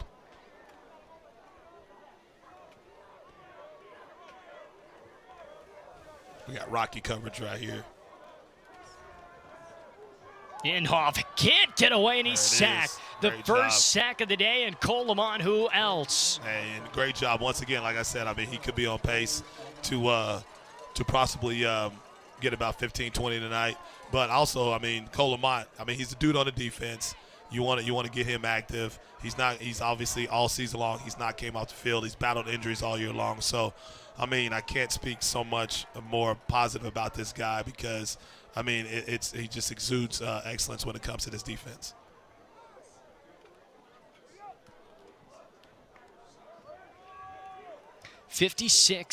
and counting left on the clock here in the half. Timeout's going to be called by Westmoore, and to have that much clock come off and then to call your timeout, just things are not clicking here right now for the sideline and, of course, the play on field here for the Jaguars, unfortunately. Well, yeah, I mean, you go in the week, you have a game plan. You think that you can come in and spoil some things for Broken Arrow, but obviously things have not worked for you tonight, and obviously it started off with the kickoff return. I'm telling you, that kickoff return right there to start the game was just something that probably just started hanging their hats, and then you don't get the snaps and on their first offensive series, so they're all obviously playing down 2 touchdowns right there. So, I mean, great job by us of just coming in and putting our foot on their throat and continuing to choke them out.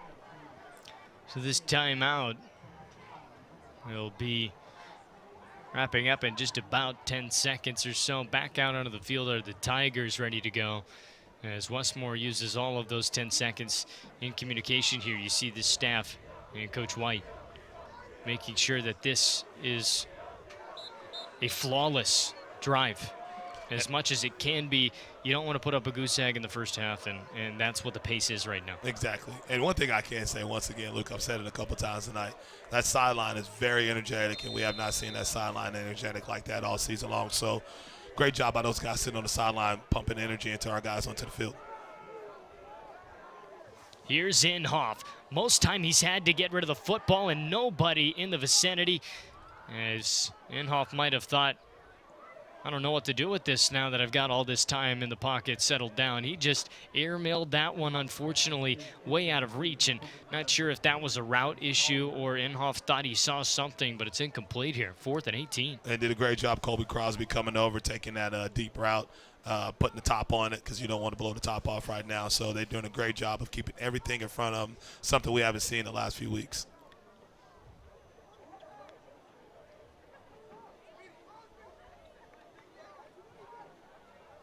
With 47 left on the clock, the Tigers do get the football back. They will have time, if they would like, to try to put more padding on this football game in the first half.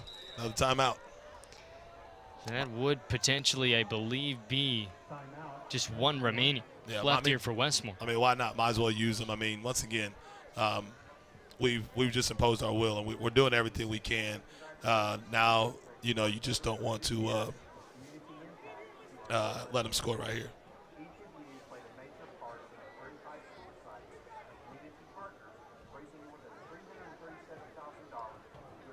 $42-0. We'll recap how we got to that point as well. We will get outside of our little world a little bit more than we normally would, because some scores from out of town as well have a little bit more weight to them than they maybe have in the past. We're going to see really where all the seeding shakes up in this district and in the playoff picture. There are some teams that have some guaranteed bye weeks as well to open up what is the second season, the postseason, and we'll kind of dive into what those scenarios could look like as well at half. You'll want to stick with us, as of course we'll have some breaks as well as recap and catch you up with what you've seen here tonight and what's going on around Oklahoma high school football. They are going to be back in punt formation here with 47 seconds to go. So Westmoore giving up on the drive and sending it away. High kick, and a good kick at that. Not going to really allow a return, but the bounce not necessarily favorable. Nevertheless, Westmoore will have to drag their defense out there for one last stop, unless Broken Arrow just wants to run the football and get to the locker room. I mean, you got 3 timeouts out, 40 seconds. That's still a lifetime, in my opinion. So just go ahead and either you play your offense right now or you want to go into the locker room with a nice little hefty lead here in the first half. We haven't seen this all year long for Broken Arrow. Once again, it's just great, exceptional football we've seen all night. So big respect to our guys out there on the sidelines, and Blankenship and his staff, and taking care of business tonight in this first half. It's going to be Caden Lawless in the backfield with Satemba on first down. Satemba will roll out to look to get rid of the football through the air. Does have a man, but he throws a pick. Instead, it's Westmoore to try to return this one and get as much field position as they can. He has the angle, and it's a pick 6. Jeremiah Satemba thought he had an open lane for a receiver, throws a pick 6 instead. And what is a 42-0 game turns into 42-6 shutout over. Yeah, so and a Garcia, disaster at the end there. Garcia runs a little corner route right there. Safety over the top, corner underneath right there. And he runs right in between it. Jeremiah doesn't see the corner settling in right there, so he throws it right to the guy. Would have liked to see him get a little bit of air on that, but, that's just a pass that he wishes he can get back. But, you're still in control right here, but it's just a mistake that you can come back from. So a mistake for sure. Really haven't seen in quite a while an interception in that capacity thrown by Satemba. You had that last week deflected ball that ended up getting picked off. You have some balls like that, maybe popping off of some hands, but that's the first mistake we've seen since the very, very early stages of the season by Satemba in that capacity. They happen, but just haven't seen it in a while. I guess now you look back in hindsight, that's been a good thing. Well, and he just didn't see the guy. Tell you the truth, he just didn't see him. The way the confidence he had in releasing that football, like I said, he had the football on the rope, and obviously that guy was sitting right there. Great coverage by him, keeping his responsibility, staying in his zone right there, picks the pass off, takes it back, pick 6. And just the vision, of course, a lot of times defensive backs, they don't know what to do once they get the football, right? They just start going crazy, but that's great vision. I know the far side of the field's open. I can take that space. He did so. Yeah. He got to the edge, and he got into the end zone for a touchdown. I believe that was Benson on the catch and the scores, so he gets the Westmoore Jaguars on the board. Still no points from the offense today is what it would be. Might have been Isaiah Wallace on that catch rather instead. So number 2, Isaiah Wallace with a pick 6 for the Jags. And on senior night, he gets him a pick 6. So, that's something he'll remember for the rest of his life. Every time he comes back to Westmoore, he knows what he did on senior night. So, but, hey, you got to expect the onside here. I think Westmoore might kick it away, but don't be surprised if they do an onside. But we're prepared. Ready for it here for sure in the motion.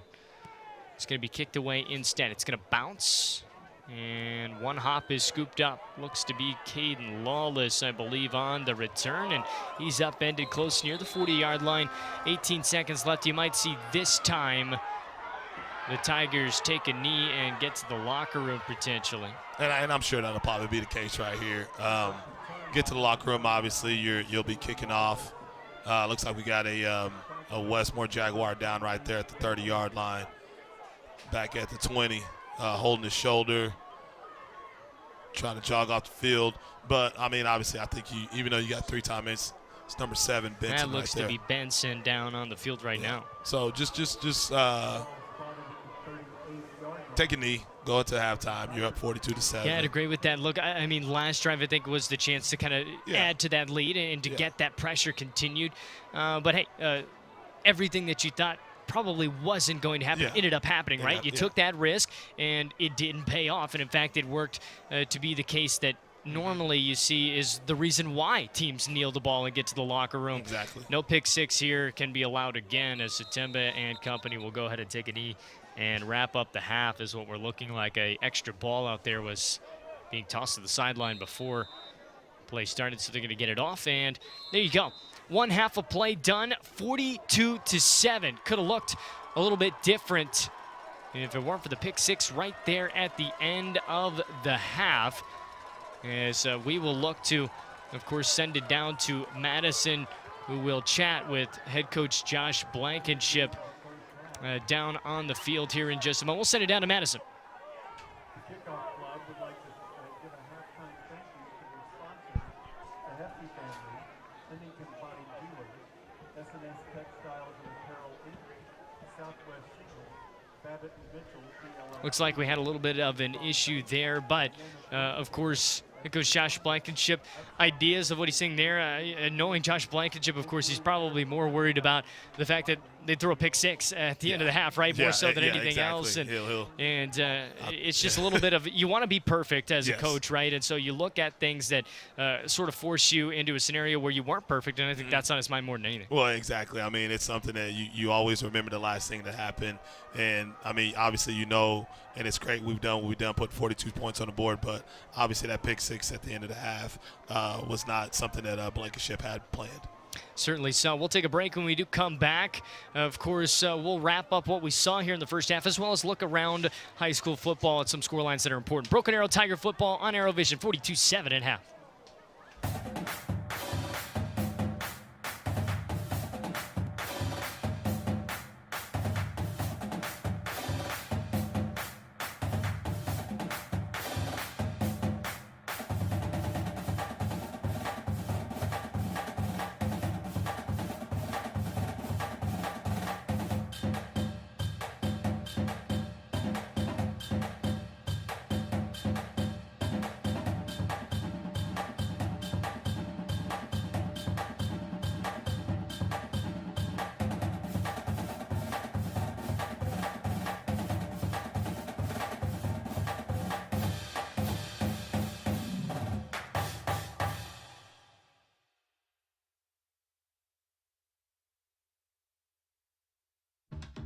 Introducing QT Pay, the easiest way to transform every trip,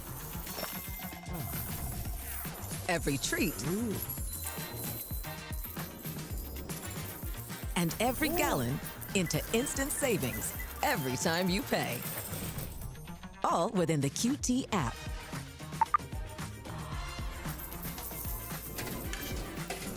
QT Pay.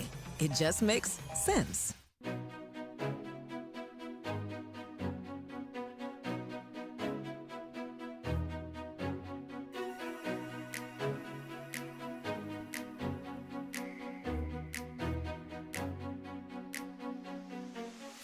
Today we are out here to introduce our 7th graders across our district into the industry of aviation and aerospace. We are so excited. We have vendors and industry leaders and educators here from across the state sharing with all of our students what exciting opportunities there are to be had in this industry. So it's important for our 7th graders to be aware of stuff, to be able to explore some opportunities, to see what they might want to do as they move into high school.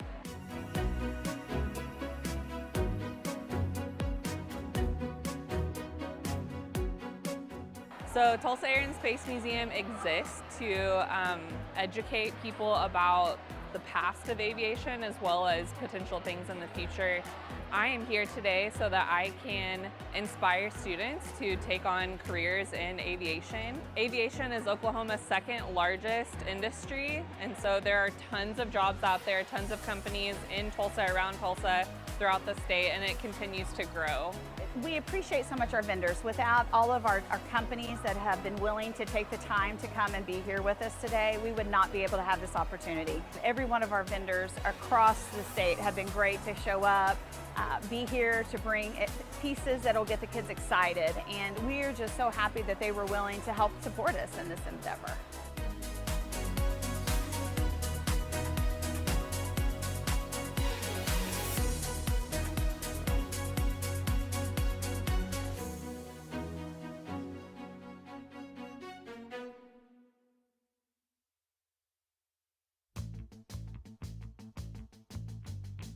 Sidelined with an injury? Running interference with a cold or flu? When it comes to your health, don't drop the ball. Choose All-Star Care from your hometown healthcare team. Ascension St. John. Craving delicious tenders or crispy fried chicken? Hit the Waldo's drive-thru, open 7 days a week. Locally owned and operated in Broken Arrow, 71st and Yale, and coming soon to Owasso. Waldo's makes lunch and dinner a breeze. Waldo's Chicken, fast, fresh, delicious.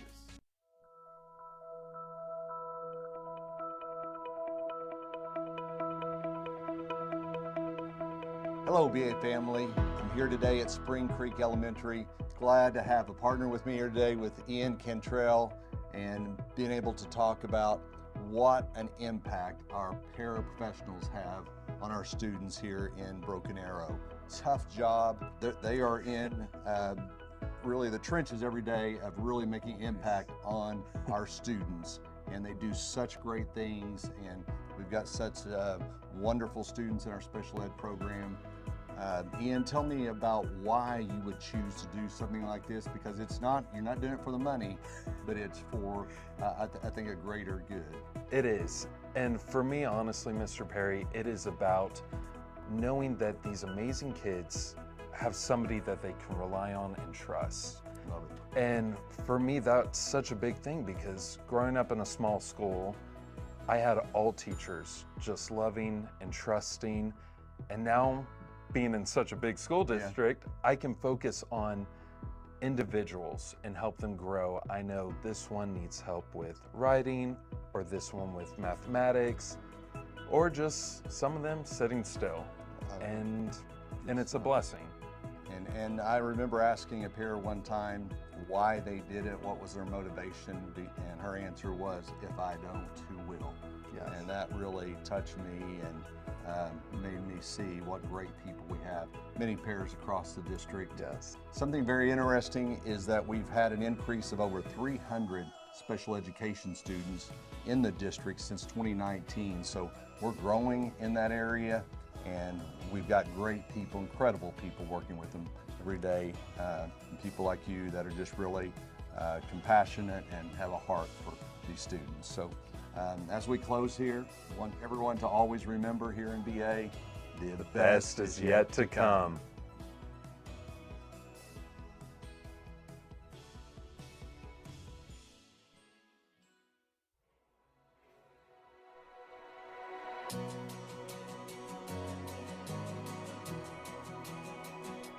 The construction program at Broken Arrow is offering students in grades 9 through 12 a unique opportunity to gain real-life, hands-on skills and is available to students enrolled at any site.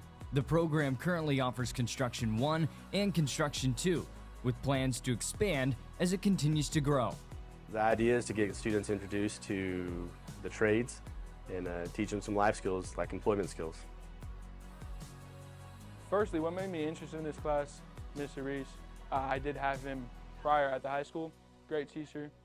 I just want to expand my knowledge, get work ready, maybe see if there's anything else I could be interested in this industry. Most of the work that we do is teamwork. We work in groups of 4 typically. We did houses earlier for framing practice and learned how to do bird's mouth cuts. The reason I took this class was my dad, he has his own construction business, and I just want to learn some more. It's a fun class. I recommend it a lot. You get to learn new skills every day, and it's good for your future. There's an alternative to just going to college and to really, like I said, we're doing some employment skills. So teaching these guys some real life skills that they benefit them, but then introduce them to trades, and then they'll have a leg up when going to Tulsa Tech or things like that. And it's just, this class is just a real surface level on all the different trades.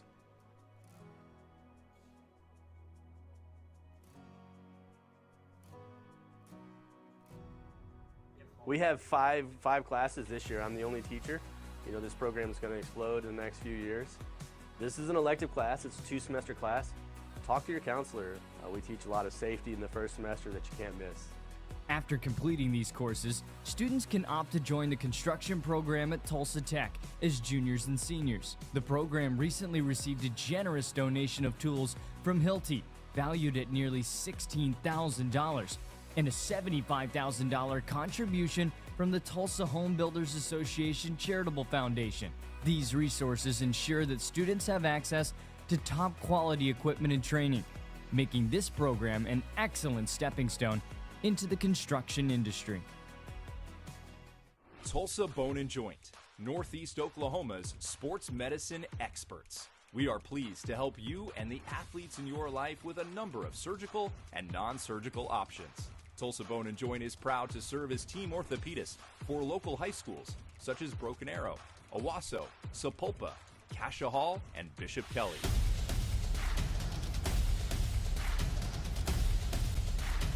Tulsa Bone and Joint, moving life forward.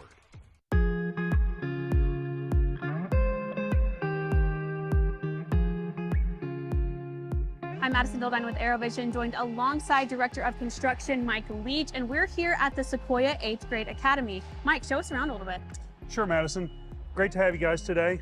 So we're standing in what is going to be the student commons area. The main entry is over here to the south, and then we'll have a chrome desk. And this is kind of a similar seating area, what we see in Vanguard Academy with the big concrete steps, and the steps going up to an upper student commons area. This will all be a glass curtain wall, and then a couple of doors that connect over to the existing Sequoia Middle School.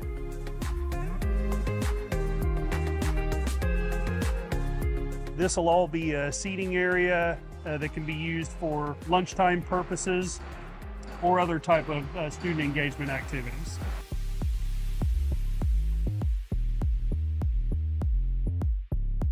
What is the total square footage of the Sequoia 8th Grade Academy, and how does it compare to other schools in the district? Square footage of the 8th Grade Academy is 50,000 square feet, which adds to the already 135,000 square feet of the existing Sequoia Middle School. So 50,000 square feet sounds like a lot, but it's actually smaller than our smallest elementary school, which is Oakcrest. We'll have about 450 to 500 students here, all 8th graders, in this separate building.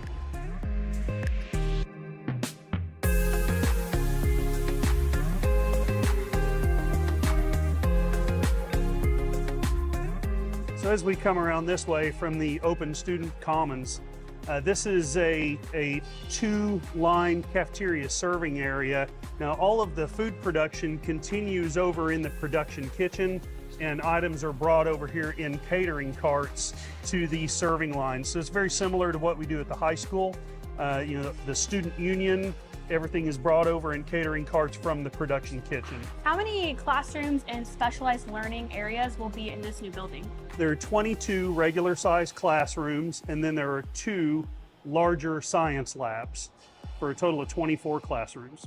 Talk to me about the timeline for completion for this and any unique construction challenges or things you've had to overcome. So we're looking to be complete with the project by June, late June of 2025. Gives us time to move in the building over the summer to have it ready by August for the 25-26 school year. One of the unique things about this building, down here at the east end, we have an ICC 500 or FEMA rated storm shelter. So it's all concrete construction. There's armored duct passageways and all sorts of special construction storm shutters that come down that in the event of any size tornado, students in this building can take shelter in here and be safe from the storm. That's awesome. Talk to me about some of the interesting security features for this building. So at the main entry, we're installing an AI phone, which is like an industrial ring doorbell. People have to show their IDs before they're admitted entrance into the buildings. We're also doing some perimeter fencing around student areas and over on the east side of the campus, similar to what we're doing at the high school, to prevent outsiders from being able to intermingle with the students.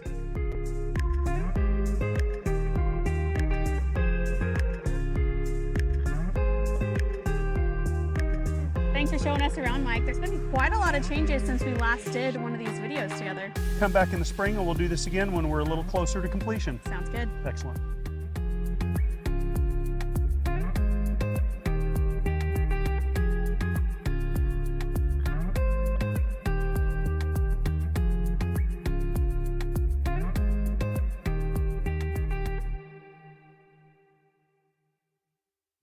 Introducing QT Pay, the easiest way to transform every trip and every gallon into instant savings every time you pay. QT Pay, it just makes sense.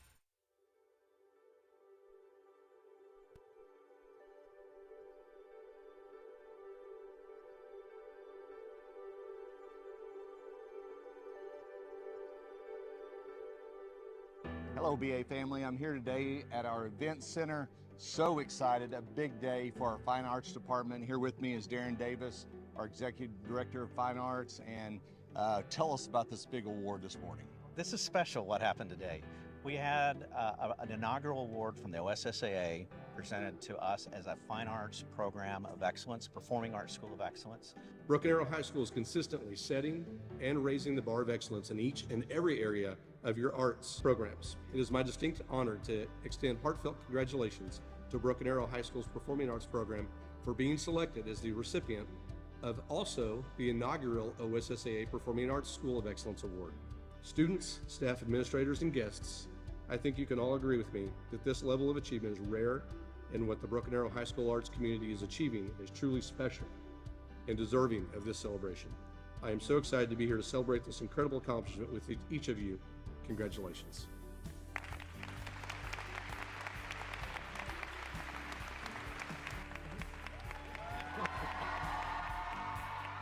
To piggyback off of that, representatives from Indianapolis, from the National Federation of High Schools. Governs all fine arts athletics. It's like the NCAA is to college athletics and events.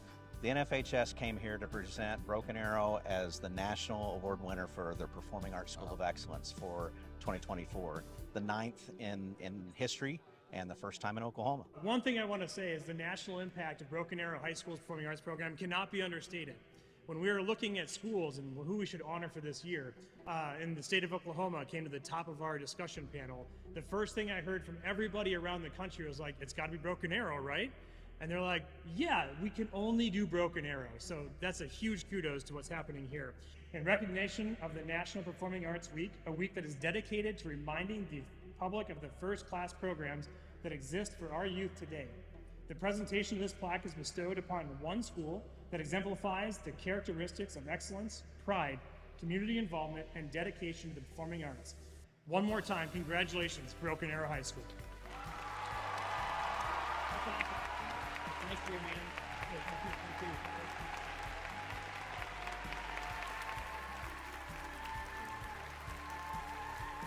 And I want to give a thank you to our teachers and our directors because they pour blood, sweat, and tears over their program. So one more thank you to you all, to our teachers and directors. And I just love what our fine arts department does, and the impactful thing to me is that when you have strong fine arts in a district, it not only affects the students that are in it, but also students that are outside of it, because it's such a powerful force. It's part of education, what we do here in BA. Sure is. I mean, to see that broad perspective of what the arts and arts does for our community and our school is really remarkable. It's awesome. It's awesome. Great day here at the Event Center. Again, thank you to you and your entire staff for what you do every day for our students. And always remember, the best is yet to come.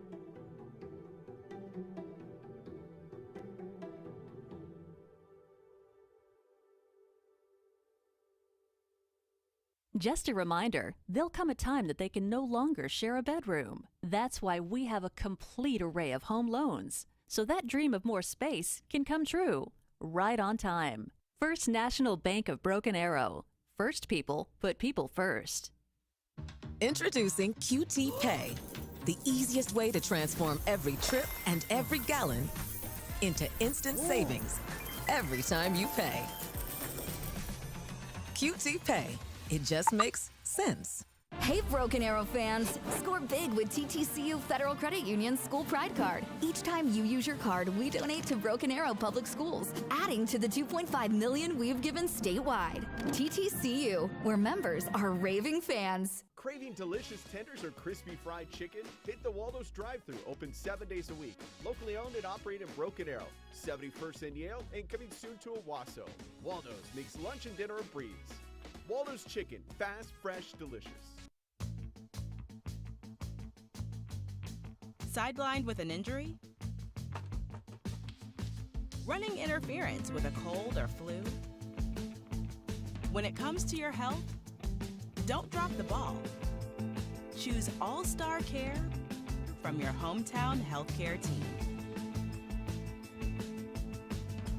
Ascension St. John.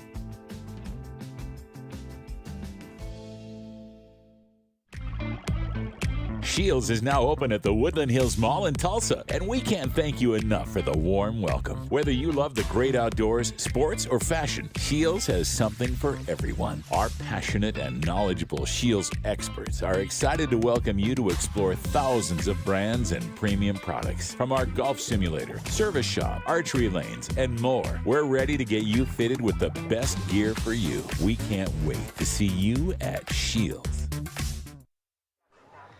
Almost closing in on second half action here as you're watching Broken Arrow Tiger football on ArrowVision. It's a 42-7 scoreline as we get set for the third quarter. Thanks for joining us. Myself, Luke Hamilton, alongside me, Mo Wallace, and downstairs on the sideline all night long, Madison Dildine. Scores from around the league, we'll get to those, but let's recap what we saw in the first half as well. Dominance early. In fact, the first 42 points of the night went in the Tigers' favor until a pick six ended the half. Tigers getting a little greedy. Mistake there made by Satemba, but of course very much so in the shadow, the massive shadow of what was just a tremendous first half of 42 straight points. Well, yeah, I mean, Satemba did throw that pick there. I mean, you take the hitch route. You do it the way the coaches teach you right there, the way they coach you. You take the hitch route, but try to get a little greedy, and obviously a pick six happens. But great football is being played by Broken Arrow. Like I said, when you open up the book when it comes to Broken Arrow football, football, the definition of Broken Arrow football is running the football, playing great defense, and having exceptional special teams. So that's what Broken Arrow football is about, and we've done that tonight, Luke. A lot of scoring from a lot of numbers, but 4 total Tigers have gotten into the end zone. 2 touchdowns here tonight for St. Matthews Boudreaux. He took the opening kickoff back for a touchdown and, of course, has a receiving score in and of himself. Caden Lawless, a rushing touchdown up the middle, as well as, of course, Jaden Garcia through the air, and 2 tonight for Octavian Roberson in a couple of different ways, a rushing score and a receiving touchdown, spreading the ball out. It's what you wanted to see. We thought, hey, maybe these wide receivers are going to get into the action with the jet sweeps, maybe occasionally mix it up with some screen passes outside, but the rain really stopped, and you can open up your playbook, and they've done flawlessly. And they've been malice tonight when it comes to their game plan tonight. They've been very physical up front. They've done what they've had to do on defense. They've tackled well on defense tonight. They've gotten pressure on the quarterback. They've pitched a shutout, even though that pick six goes to the offense. So, you know, Coach Holly's defense has done a great job tonight, even though they've been off the field. And that's one thing that we haven't seen the last 3 weeks. We spent a lot of time on the field the last 3 weeks on defense. So it's great to see our offense doing great things and staying on the field. And obviously, we're winning a time of possession battle. And when you win a time of possession battle and scoring points along with that, it has a recipe for success. And special teams, I mean, like I said earlier, we're winning a special teams battle. Onside kick, you know, winning a field position battle. All those things are coming into effect, and that's a successful recipe for victory. There are 3 drives where this Tigers defense hasn't had to really be on the field. In fact, that's closing on what is almost a quarter's worth of action where the Tigers defense can sit and rest on the sideline because of special teams plays. A traditional onside kick recovery and 2 very interesting hard firm kicks right at the front line of that Westmoore kick return unit that has been bounced off of a body and recovered by the Tigers. Those are plays that, 1, give you great field position, but 2, allow you to extend that lead and let that defense rest. Well, and that's the name of the game. I mean you got to understand when you're kicking the football off your defense. I mean, and when you get the ball back, you give it back to the offense. So great job. I mean, obviously our special teams guys, they see what they see. They see that probably Westmoore, you know, when the ball's kicked off, they're automatically they're sprinting back, and they've done a good job of catching them off on surprises with the onside. So I like what I see. I like everything that I see right here tonight, and it's a good tune-up for next week wherever we got to go, whether it's Deer Creek, whether it's Moore, whether it's Mustang. Well, speaking of that, I like that. Without a doubt, let's check in on some of the scores that are going on as well. Give us a little bit of a rundown of what the meaning is behind a couple of these scores. Of course, Tigers are on pace for getting that 5th seed with a victory tonight instead of the 6th seed, but what might it look like around the league? Well, so far, you know, right now we're the number 5 seed. If everything stays the same, which it will in our part of the district, everything will stay the same. But Deer Creek and Mustang are battling for their seeding, and the winner of that game, that's probably where we'll go right now. Mustang is at 12-10. Moore's also in that with the point differential. Moore's up on Enid 28-0, and over there on South Memorial, Norman is up on Bigsby 21-20 at halftime. So obviously, the way things pan out, it looks like it might be Deer Creek or Mustang, but if things pan out and Mustang wins that game and Moore takes care of Enid and the point differential happens, it might be Moore, but chances are it might be the winner of Deer Creek and Mustang, or where we're going to go next week. If it is Mustang, it will be the 2nd trip to that location of the year. It'll be revenge on the slate for what was an overtime loss for the Tigers, 49-48, I believe, that final scoreline on what was an option to carry the football with September to the outside. It just didn't pay off by inches. It's a game of inches, and that matters, of course, when it comes down to a one and done. And I think we might have a really interesting matchup during that scenario for sure. And, of course, as we looked at the weather as well, it might be 70 degrees and it might be sunny, and that's no excuse football in the playoffs, right? It's going to be fun. Yeah, and you want an even playing field going into the playoffs. I mean, obviously, you know, like I said in the beginning, when the grass turns brown, you want to run the football. But hey, the even playing field, 70 degrees, sunny weather. Let's go take care of business. But first of all, let's get this game over with. Back to action as well. You're right. As this ball will skip and be picked up near the 5-yard line, going to have to work himself way out of space as he does so. In past the 30, and there's a flag here on the play. On that return was Jaden Hunter.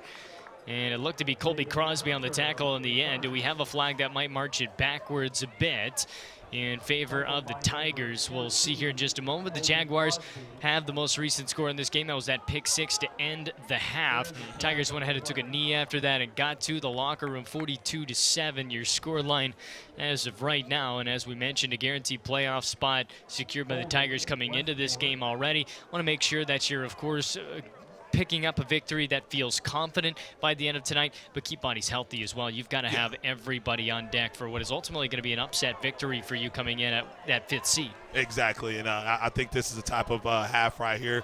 You want to finish the way you started, Luke. Obviously, you started strong, you started hot, you started fast, so let's end the way we started. I always talk about in our part of the program is finish, and let's finish the way we were capable of doing tonight. Here we go. Westmoore gets a chance to the ball to start the half. Inhofe is going to drop on back, wants to get rid of it over the middle immediately. It's Hunter. A catch is made. He's got 15 yards, and to the outside will get more. Close to 20 on the opening pickup, and it looks to be on the tackle for the Tigers here tonight. It looked to be 80 in black and gold. So that's Ben Neal. There it is, right Ben there. Neal. So that's my bad. Sorry about that, Luke. But No problem. You know, the thing about it is, I mean, they're getting into the soft point of the zone right there. So we have to do a great job of keeping our eye on the quarterback, making breaks on the football. But the defensive line and linebackers, when they're bringing the pressure, let's get that quarterback off his spot. So Westmore's going to come and sling it this half. First play from scrimmage, flawless there. Might be a direct snap run here out of the backfield in the Wildcat. It will be a keeper taking off in space. This Tigers defense having to track down quickly the likes of Jalen Woody as he picks up a big carry. Another tackle by Colby Crosby. So this is one thing right here, like I said earlier in the broadcast, it's quarterback run game. I mean, he read the mesh. He got what he had to get right there. So brings up another set of downs for Westmoore. But looks like they're rolling right here. But we got to stop them. We got to break up their momentum right here on this first down. Already in plus territory are the Jaguars on this opening drive of the second half. It's Woody to take the handoff again, and he's slammed down. It looked to be John Brohl, I believe, on the tackle. It was. John Brohl, the second right there. Great play. He knew that he was not going to give it. Try to get that run game going with the quarterback. But John Brohl did a great job of reading that play and getting the sack right there for lost yardage.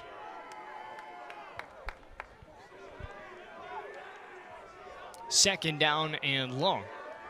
First play stopping momentum of the second half is Inhofe back in the shotgun here. Traditional quarterback position with Woody behind him. Pistol set right here for Westmoore. Motion here now in the backfield, all set to the right. Woody is going to step up and block. Inhofe's going to take off and run with his legs and slide after a handful of yards on the pickup. Third down and what should be medium. And the great thing about it is also he did see what he had with his first and second read. So we're doing a great job right here on this near side of the field on coverage with Hudson Lott, and looks like Don Fryer right here playing corner. Hudson Lott playing his position right there at strong safety. So he's doing a great job of coverage on this side of the field. A lot of bodies in the backfield here. A handoff to Woody, rather kept by Inhofe. Ed Colamont is going to drag Inhofe down for a massive loss. And what was a brilliant start to the drive has been shut down immediately. So he did a great job taking on a block, just destroying the block right there, getting off the block and going in for the sack right there. So once again, Colamont playing a great game right now in his final regular season game as he's getting tuned up for that first round playoff game next week. Hammering this forward progress to a halt is the Tigers defense. The punt unit is entering for the first time in the second half. So, and that's what I like to see. Obviously, Westmoore did what they had to do. They had the momentum on that drive, but Broken Arrow did everything they could to bring the pressure, get them off their spot, do what they had to do, and make them play behind the chains as Broken Arrow's in punt safe right now. Here's a slicing kick on down towards the 15-yard line, bouncing now towards the 10. Great field position and a flawless kick. They'll probably mark that at about the 16, Luke. Might be so. I think he might have touched it. What would have been a perfect kick is still great, just not quite as good as it could have been at the last moment there. If we can get a hold of Madison downstairs, we'll want to check back in with her, of course, with what a little bit more of the clarity of that message from head coach Josh Blankenship was going into the half. We'll send it down to Madison. Thanks, Luke. Yeah. Message from Coach Blankenship to keep doing your job and don't step off the gas. Cole Lamont was telling his guys, keep playing the way we're playing and don't buy into this chippiness. Just keep fighting hard. Luke?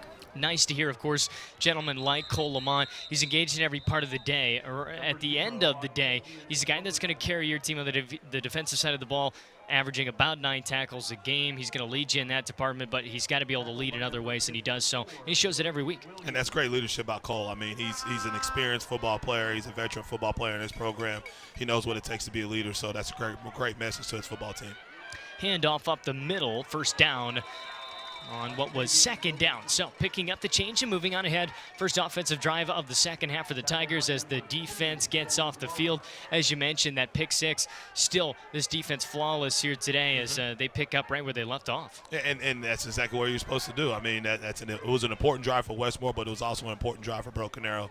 So we got off the field, gave the ball back to our offense, and let's just run this football and let's get out of here. 7:45 now and counting. Roberson on first down.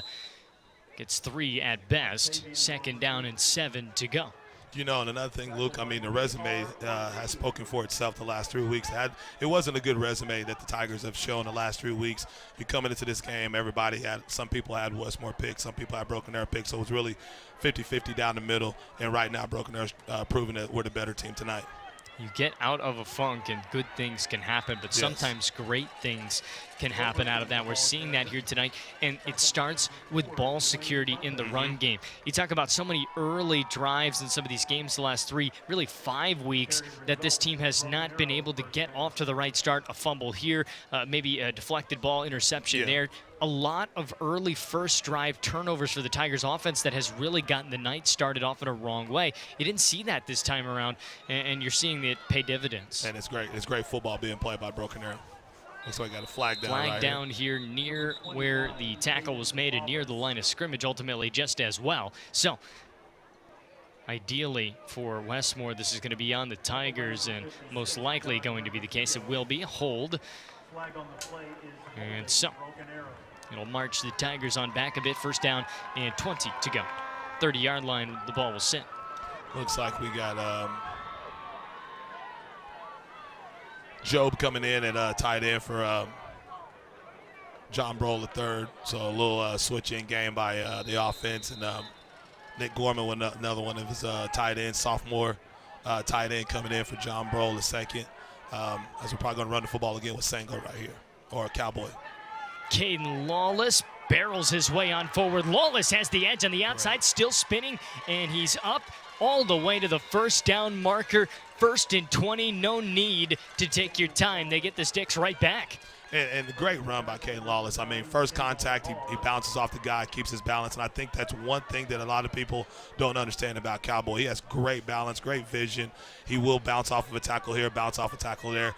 They look at the kid, they don't think he's as strong as he is in the lower body, but I'm telling you right now, he's got tree trunks for legs, and he's got great balance as Sango comes in to relieve him and running back now.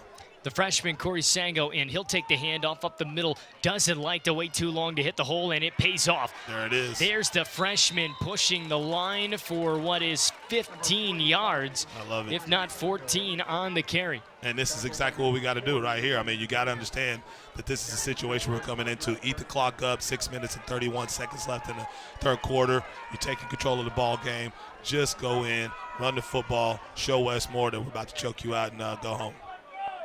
Satemba and Roberson in the backfield.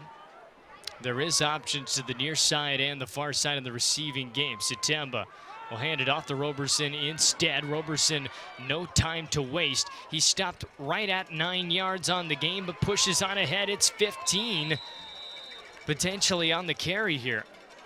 About 13 and a half after falling down after forward progress. And you're just wearing their defensive line down. You're making their linebackers make tackles, you know, and that starts to wear on the defense right there. It starts to wear on the front seven of Westmoore. And our backs have been running physical all night long. They've been going downhill, running physical all night long. And Coach Barlow's done a great job of preparing them for this game tonight. Inside the 30-yard line at the 28, the ball sits 1st and 10. Or rather, my apologies, inside the 25-yard line at the 23.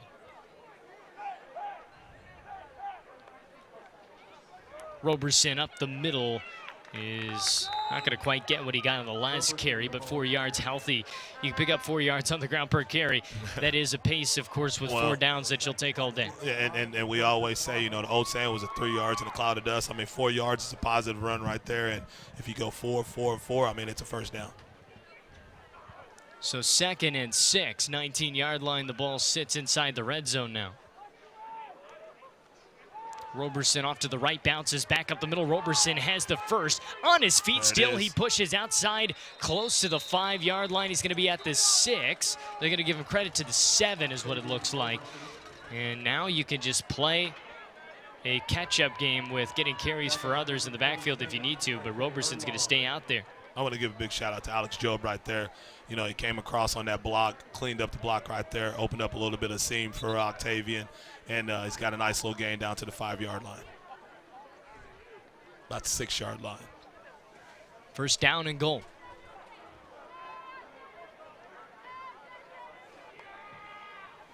Patience here as they get the pre-snap read. Ton of presence, and the box is filled up with bodies. Handoff. And in the end zone again, it's Roberson, a hat trick on the night, his 3rd score of the day. And despite stacking the box fully, the Tigers said, go ahead and try to beat us, and they can. It's a 48-7 scoreline. It's just power football right there. We just marched down the football, ran the football every play right there. Luke did what we did, and we're in for the end zone. I mean, that's all it is, power football from Broken Arrow. Irvine on to kick.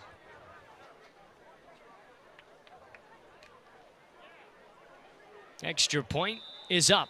1 point shy of half 100 tonight so far. 4:40 left here in the 3rd. We'll be back for more action. Broken Arrow Tiger football in the last regular season game of the year on ArrowVision.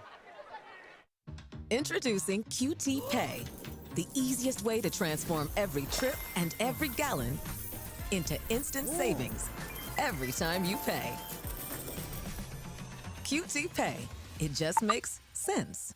Tulsa Bone and Joint, Northeast Oklahoma's sports medicine experts. We are pleased to help you and the athletes in your life with a number of surgical and non-surgical options. Tulsa Bone and Joint is proud to serve as team orthopedist for local high schools such as Broken Arrow, Owasso, Sapulpa, Cascia Hall, and Bishop Kelly.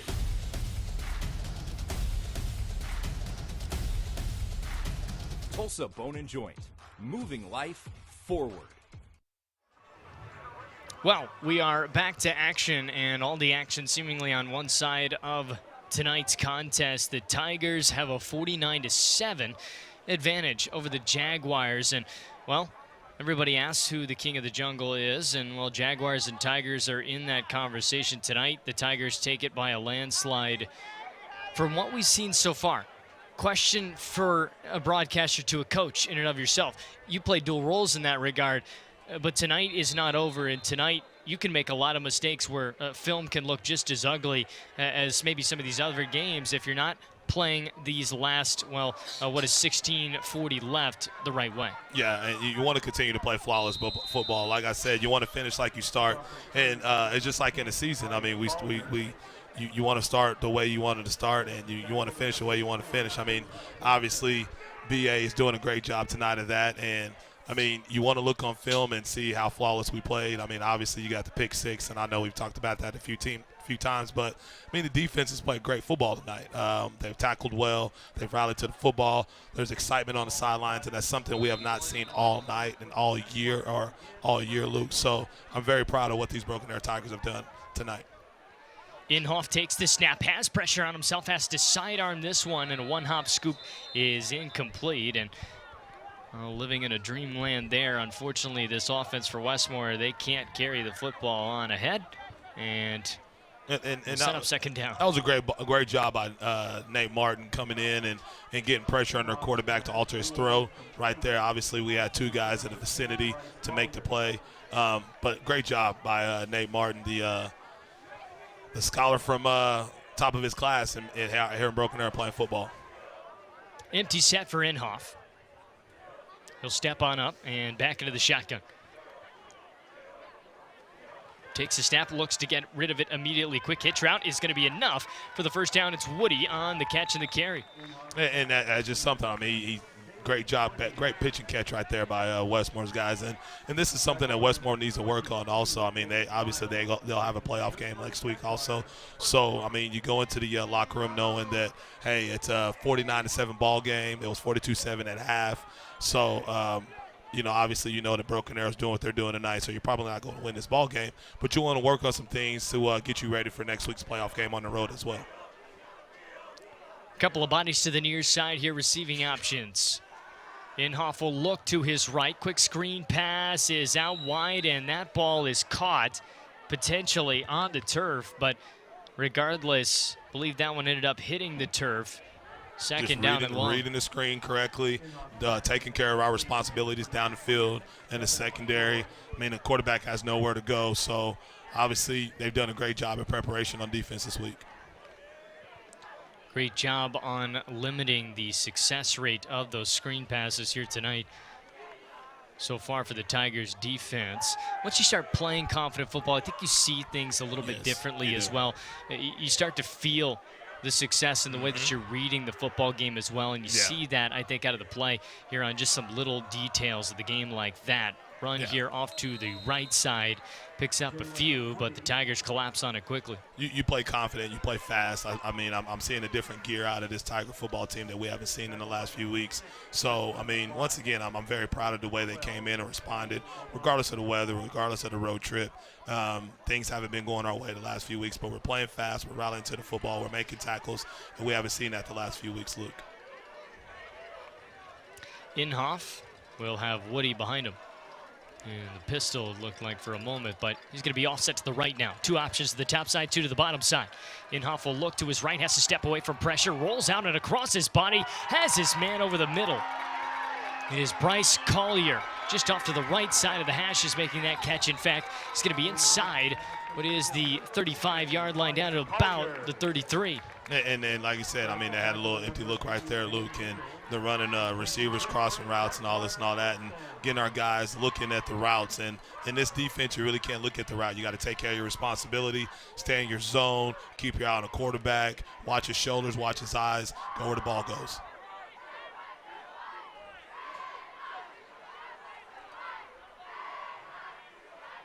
So here's a fresh set of downs for the Jaguars. Being outscored 7-0 to start this new half, Westmoore, and John Brohl will drag his man to the ground, that being Woody, for no gain. In fact, a big loss. And a great season by John Brohl. I mean, John Brohl II. He's a kid that got called up as a freshman, had a lot of time as a freshman playing D-tackle a couple years ago.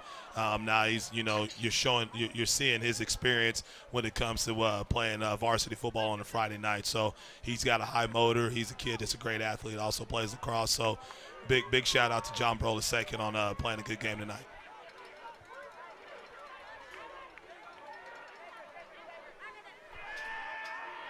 Snap here, Inhofe getting away, and Inhofe now can take off and run. It's going to be an easy holding call, however, back behind the play to call to drag it on back. Of course, a little report from Madison downstairs. Backup quarterbacks throwing a little bit here. That might be, of course, a scenario we would have expected possibly by now. You want to get Satimba back into the game to start that second half, but closing in on what is the end of the third, and you've got a massive cushion. Satimba, obviously the most important piece to your offense going into the playoffs, and you get some game experience for maybe some guys, who knows, might have to win you a ball game in the postseason if crazy things happen, and that's important. Yeah, get him that varsity experience, get Jack and Preston that varsity experience, them two sophomores right there. But that holding call right there, Luke, they always say there's holding on every play. But when you see that jersey come across like that and it starts to pull, referee's got to throw the flag right there. They do so. Second down at 25, 48-yard line, still in plus territory on the Tigers side of things for Westmoore. Got three high safety look. Tayshawn playing in the middle. Crosby down here on the near side as a safety. Looks like Hudson Lott at the top safety. Snap, and Inhofe gets rid of it over the middle, caught. Malik Ross on the tackle right there. Back to what is third and still long, but a little bit more in reach here now. So, and the thing about it is we've done a great job of making Westmoore play behind the chains all night long, and that's something that has been missing somewhat this season. You know, we talked about it earlier in the season whenever it was about 80, 90 degrees outside in game time. You know, offense wants to play in front of the chains. Defense wants to make offense play behind the chains. So great job tonight on these guys showing up and making Westmoore play behind the chains all night long. 3rd and 18, 41-yard line. Inhofe looks to his right immediately, rolling out, and will he have to throw again on the run? Scrambling away and improvising. Out to the left side, Brohl's taken out of the play, and a toss is deflected and into the turf, incomplete. Sorry about that, Luke. What happened right there? Looks like they're going to call a peel back block right there. Might be so, yes. On John, our Westmoore's guy came back and peeled back on Brohl, and that's something. It's a safety call right there, and that's obviously NFL started that. And it's trickled down to the high school, so it looks like that'll be a peel back block. Looks like that'll be the case. Brohl, he's in the play, but he's really not in the play, and that's what's got to sting the Jaguars there. Not a necessary block. Inhofe had the space, the time to run and recover, and regardless, at the end of the day, that ball gets deflected. It's incomplete. You're probably looking at a 4th down and 18 anyways, and so that's what you might have seen here from the Tigers. You might have seen them just decline it and set up what is a 4th and 18 scenario, I believe. And this is one of those deals right now. Obviously, all night long, what's been the Achilles heel of us is 3rd down and long, 4th down and long, giving up the big play. And we've done a great job tonight of shutting that down all night long. So, once again, big kudos to the defensive staff and making sure we're taking care of our business. But it's still 4th down, and let's see what this play brings us. Wouldn't be surprised if you see some type of play in front of the sticks here, as Jaguars have been able to get some yards after catch today. Stepping up, throw over and across his body. It might have been caught there for a first down. We'll see where the spot is. Spot looks to be good enough. Did they give it to him? Catch will move the chains. And looks like they're going to move the chains. Well, and it's right there, Luke. It's right there in the middle of the secondary, right there where the 1 high safety, where the 3 high safety is. That middle safety, it happened right in front of them. So I mean, you got the quarterback on the ropes. He's moving his feet. You got to roll with it. You got to make the play. You can't give that play up. But I mean, 9 seconds left in the 3rd quarter. You know, lived for another 4 downs right here. Last play of the 3rd as we move to the 4th. 2 seconds and 1, and we will hit zeros. 1 final quarter left to play. The Tigers have a 49-7 lead. Westmoore trying to get their first offensive touchdown of the day when we come back for frame number 4. You're watching Tiger Football on ArrowVision.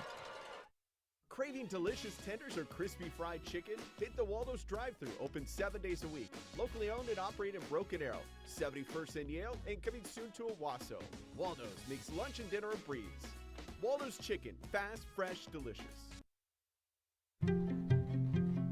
Around the clock, throughout eastern Oklahoma, we're devoted to improving the health of our communities, our home. We are your friends and neighbors. We are the people of St. Francis.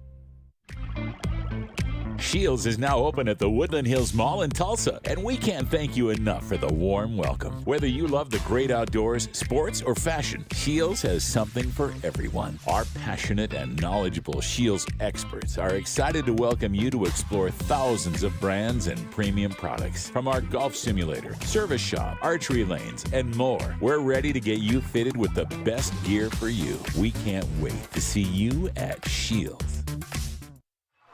Welcome back. 1 quarter left to play. That's 12 minutes of regulation time left on our clock. As you rejoin us on ArrowVision, myself, Luke Hamilton, alongside me, Mo Wallace and Madison Dildine downstairs. Report is that Madison's put on the heated vest for the first time this year, as it's getting chilly down there at field level. And, of course, you know, this is a Tigers team that hasn't really had to deal with any cold weather per se this season. Yes. Not like maybe you're used to seeing at least once or twice a year, but playoffs, like we said, might be 70 and sunny anywhere you go to travel, and so you get ideal conditions to remain the year. This toss over the middle, and it pops off of the hands of Colby Crosby, incomplete. So he kind of got behind the coverage right there up the seam, something that's been hurting us all season long, but Crosby did a great job of recovering, getting his hands on that, breaking up the pass. So Colby Crosby, a chance there for an interception. You want to get in front of the football. You want to swat it down. At the end of the day, he did his job, but I can almost guarantee you, Colby Crosby's the first one there to tell you he didn't do his job right there, and that's come up with a pick. Well, you got, and it's about turnovers. Yeah, it's about turnovers, especially in Coach Holly's defense. He always stresses turnover, because that's what he wants. So, I mean, obviously he'll get another opportunity to get a turnover right here. 3rd down and 10, 22-yard line. Inhofe drops back to get rid of the football. One-on-one, and nobody was running the right route, it seemed there. Inhofe thought there might have been a streak towards relatively the corner. That was just a quick, simple 10-yard out route. 10-yard out route. And it didn't work. Well, the thing about it is, I mean, the pressure comes up the middle. He had no time to dissect the defense right there, so he had to throw the football up to avoid a sack. So, I mean, that's what's going to happen. We're just going to tee off. We're going to pin our ears back and tee off in this with 11 minutes and 52 seconds left in the 3rd quarter. Sitting here at 4th and 10, and still a chance to get a turnover for the Tigers. Defense might be on downs here as this chance is upcoming. So do we have a timeout, Westmoore? We do. They call their first time out of the 2nd half. Might as well use one now. Best chance they've had on the night to get points from their offense today. And, of course, you're not in a scenario where you're kicking any field goals in a spot like this. No need to waste time. And what is already a 49-7 game, got to come back as quickly as possible here today. So, Luke, with about 4 minutes left in the 3rd quarter, Mustang is up 20-10 over Deer Creek. 4th quarter, Norman is up 31-20 on Bixby. And Moore, with 11 minutes left in the 4th quarter, is up 38-0 over Enid. And obviously last night, Norman North beat Edmond Santa Fe 55-28. Edmond Memorial, who opened up a lot of scenarios with their victory at Union last night, 32-29. Watched that game personally. It was a great game. Edmond Memorial, in my opinion, is arguably one of the top 4 teams in the state. Yeah, I think they're a really fun team to watch. Yeah. Look, I mean, not fun, of course, to watch what they did in that game against the Tigers, but they're a team that's well-disciplined. They're coached really well, and I think that they can make a big splash in this state for sure in the postseason. I mean, when you got a quarterback that they got, I mean, now it comes down to Kansas commit. Now it comes down to your quarterback in a situation like this in the playoffs. Tigers have seen a ton of D1 committed quarterbacks. Inhofe is taken down on 4th and 10. Couldn't even get rid of the football. Martin. And Nathan Martin guarantees the turnover on downs. Right there, that is the nail in the coffin. Obviously, the nail in the coffin happened whenever Zane Matthews-Bedreau went 6 on an opening kickoff. But right there, that just sealed the deal for us Tigers tonight. That's what's been happening all night long, getting pressure on the quarterback, making him rush his throws, rush his reads. Great job by Nate Martin right there. Well, Inhofe, you know, you're either turning the football over via an interception or turnover on down, so you might as well get rid of the football. But he couldn't even get rid of the football. He was collapsed on that quickly. Nathan Martin. It was a great angle by him where he couldn't even remotely get rid of it. Looks like we got Jack Gardner in at quarterback. Jack Gardner in at quarterback, as Satemba's night most likely done for sure, as he will save his play time for the postseason at this point in the year. So we can ultimately tabulate what Jeremiah Satemba's regular season numbers look like at the end of this campaign, and we'll kind of look at those, of course, leading up to what is the playoffs next week and chat about them in the pregame for what has been a finalization of his regular season numbers most likely here. So looks like a little bit of an issue here before we get started. Looks like they've completely brought in the young kids tonight. So looks like we got Parker Melton. He's a senior, though. Parker Melton's in. Garcias looks like he's going to stay in. Jack Gardner, obviously the signal caller, and Sango's in. But we'll have to see who they got on the offensive line. I think Harrison Stroud is in. 72, Preston Birch is in. And we'll see about the other guys that are still in right now. But, I mean, obviously the starters have done their job tonight. They did exactly what they needed to do to take care of business. So, you know, very proud of them guys tonight. Also, big shout-out to Sam Deering. Look like he's running center tonight. So we'll get the other guys announced here in a second. So quality play time here for Jack Gardner and Corey Sango, who's hit on this first down attempt up the middle. Loss of yards. And this is good experience for those guys. You know, obviously Alex Job has been playing all night long. So this is good experience for those guys. Man, it's a varsity football game. You want to get these guys in at the end of the season, get their feet wet when it comes to, some action on a Friday night because, like you said, they might have to be called upon next week. But obviously this is a look for them for the future. Gardner. We'll have Sango in the backfield again with him. Second down at 10. That's what they call it. They're saying he got back to the line of scrimmage. And off to Sango, who buries his head and gets right back to that same line of scrimmage. Third down at 10. So Gardner will maybe get a chance here to sling the football for the first time tonight. But Gardner's going to come off, or at least towards the sideline, that is, to receive the play call. And we also got Warren Lattice in there at tight end. So, like I said, we'll probably see Preston in here in a little bit next series, but right now Jack is leading the way. So, I'm glad that our guys took care of their business tonight to get these guys their experience tonight against Westmoore out here on the west side of the state. Jack Gardner has to get rid of the football. It's Sango on the screen pass to try to bounce outside. Sango burying his head and trying to drive on forward. It is not going to be anywhere near where it needs to be to pick up the first. So it's a 3 and out.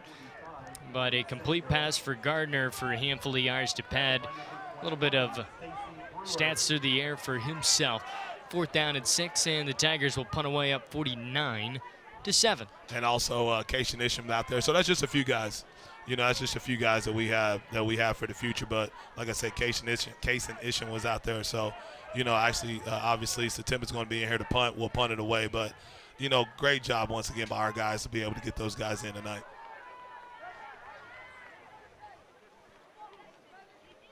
September to send it away.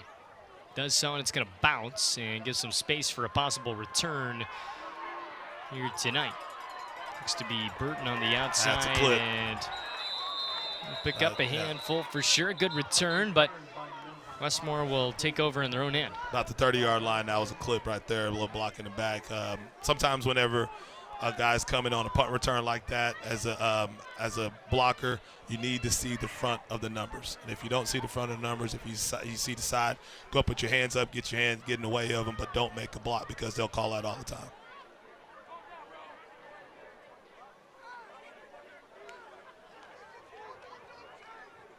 Westmoore will take over.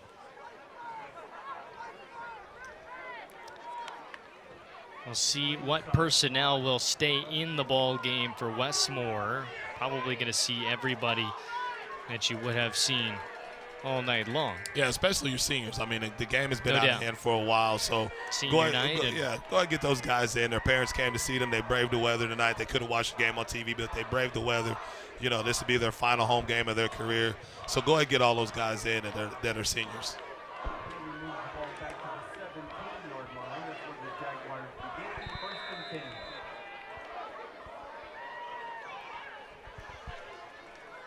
Here we go. The Jaguars on their new set of downs. Woody is dragged down in the backfield, and that is the energy in a 49-7 game, not just on the field, but on the sideline for the Tigers. You love to see. Well, because you're getting your backups in there. You got Gabe Wilson in there right now, running the middle linebacker core right there. He's your backup to Cole Lamont. So you want to get those guys in. Looks like we got TJ Shanks in there also. So you want to get those guys in and guys on the sideline, that's what they want. They want to see guys like that make plays. We're making Westmoore once again play behind the chains. I mean, they're hyped up on the sidelines right now. Here's rotation here from this defensive front. Inhofe gets rid of it, and it is a good throw. Maybe just a bit behind the shoulders of the intended receiver who drops it ultimately. Collier, he's had a good catch today for a good run as well. Just can't come up with plays in what has been a disaster all night, unfortunately, for this team. Well, exactly. I mean, I know Dagan was in the window right there. Dagan McCluskey was in the window, so that may have altered his vision on the football. But you got to make the play whenever the ball's thrown to you. They might be going, look like Jason Johnson's going to be the high safety. Line defense right here. Here's Inhofe, Yeah, they can't are get getting away, after and he's it again. dragged Ball's out. loose. Ball's loose on the ground, and Woody picks it up, and he's met with fury immediately. Ball was loose, and did that ball come out traditionally, as Inhofe looks to be down on the turf right now. My goodness. So they might have called that an incomplete pass. We'll have to see. Looks like they did call that an incomplete pass. But, hey, I mean, it's 49-7. Like I said, this is what Holly's defense is structured to do, is to play from ahead. I mean, when you get a big lead, when you're up by 14 points or not, you know, you pin your ears back and you get after it, and that's what pressure defenses are all about. Offense has to complement the defense, and the offense did a great job tonight. Special teams did a great job tonight of getting the Broken Arrow Tigers in the lead by 3 scores, and Holly was able to get his guys and get that defense going and get that pressure, and all night long been playing behind the chains, and Westmoore has not been able to recover since. 4th down and 15 on their own 12.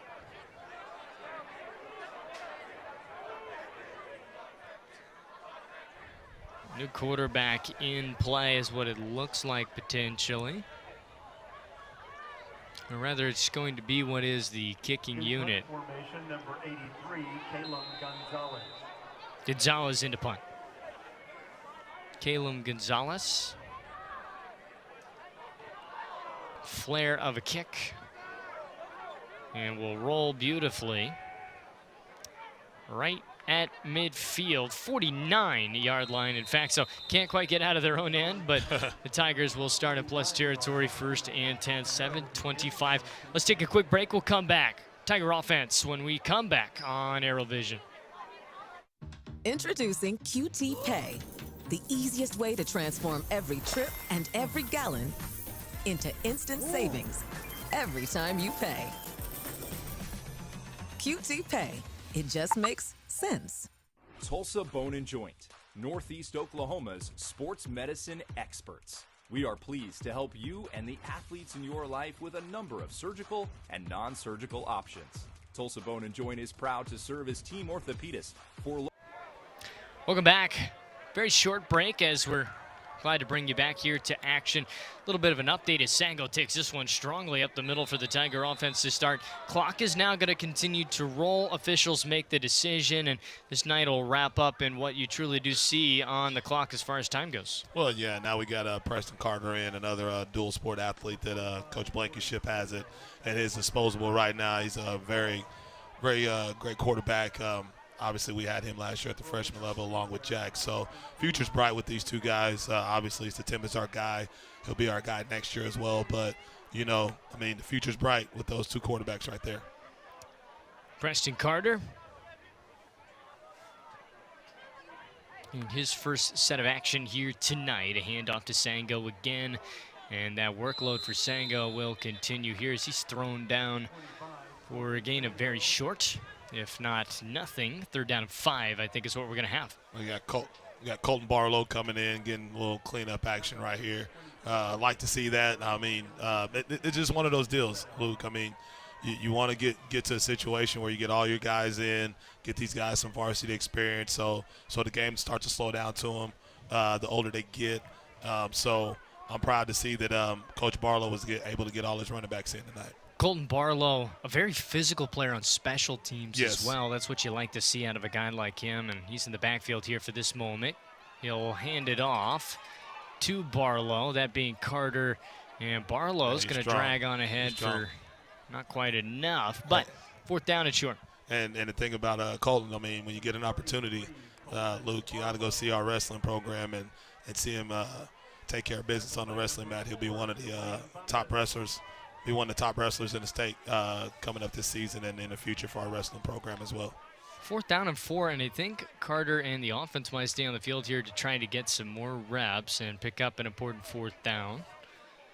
Either way, clock is going to roll here tonight, so might see the last of your offense here today if Westmoore can stay on the field for a bit here. So Westmoore trying to get the ball back so they can stay on that field. Preston Carter drops back on 4th and 4, steps away from pressure. He's going to trip up a bit. Still needs to get rid of the football, and he's hit heavy, and an interception is thrown into space. Carter got hit as he threw, and an interception is going to be pending right now after a flag was thrown in the backfield in what was that scramble space. I got a hold, yeah. It's going to be a hold, so it's going to be declined, and Westmoore is going to have that interception, a 1st and 10 for them to move on ahead. Yeah, and I'd like to see Preston eat that right there. Obviously, the situation is the way it is. And I know, I mean, he's a young guy. He's got some action last week. But I would just like to see him eat that. Just go ahead and take the sack. You're already going to get the ball turnover on downs. So go with the ball turnover on downs instead of giving a pick and adding to the stats right there. But, you know, I mean, he'll learn from that. When we watch film tomorrow, he'll learn from that. 4:23 and counting to go. Westmoore, you see that urgency for their offense to sprint and get out there. No stopping the clock at this point, as that's the official's decision on what has been a rout here tonight. Inhoff's going to step up. He's going to run it for the first time in a while and actually take it for positive yards this time. He's been taking a lot of sacks as of late. Not his fault. This Tigers defense has absolutely eaten their way past what has been the offensive line. That clock did stop there as he stepped out of bounds. So we'll see. Doesn't look like they're running the clock like they were earlier, and that's an odd scenario of picking and choosing when to run that clock there. Yeah. I mean, and obviously Westmoore wants to get an offensive touchdown on the board, but it's up to our defense to keep that shutout going for the defense on the stats board. Inhoff, a decent ball thrown over the middle there. It's just a little bit out of reach. Yeah, they stopped it again. I mean, it is what it is. That is what it is. But, I mean, obviously, you know, Westmoore is going to get on the ball. Obviously, they're running a hurry-up offense right now. Quick on the ball on the 2nd and 10, the ball at the 44. You want to score. You want to get on the board. You want to score on offense. 44-yard line. Westmoore might see their last chance to find points with their offense today. A pick six has them on the board. That ended the first half, or what was very close to the end of the first half. Inhoff wants the screen pass out wide. Has his man on the target. And will pick up 6, if not 7. 3rd and short. Good tackle by Jason Johnson right there. And it looks like we got a cleanup by Austin Brown. So, you know, great job by our guys right now. Austin Brown getting some action. I know he was dealing with some things the last couple of years, but great to see that kid coming out, flying around, back at football again at Broken Arrow. 37-yard line, 3rd and 3. 2-down territory, of course, for the Jaguars. Inhoff looking for a man, and this is just an example there of Jaden Hunter wanting to take off with the football before he had it. Yeah, I mean, that's just that's fundamental football, Luke. Pitch and catch from between the quarterback and the receiver. So you see you're wide open and you want to try to get your head turned and get upfield. That's why we always say catch the football first and then get upfield. 4th and 3. Doesn't change anything. Still have to get those yards here to stay on the field.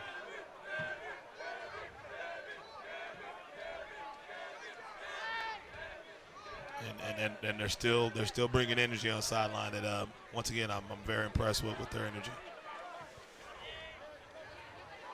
Snap here, and Inhoff gets rid of it. Inhoff wants it all instead of just the 3. And a great coverage play is going to turn into a flag. Jason Johnson's going to get that flag thrown on him. And that's borderline from at least what it looked like up here. But you get those hands in there, and that's when most likely that call's coming. Well, and it's the contact right there. Contact for sure. I think that's what the ref looked at. I mean, obviously, he really doesn't have to get his head turned around, but I mean, fundamentally, you want him to get his head turned around right there, and maybe they don't throw that flag, but you're running, you're trying to stop for a touchdown to be thrown on you, and it's just a little bit of contact right there at the 5-yard line. But, hey, I'd rather give up 15 than give up 6. Fresh set of downs, 22-yard line. 1st and 10. 22-yard line, results in a Jaguar 1st down.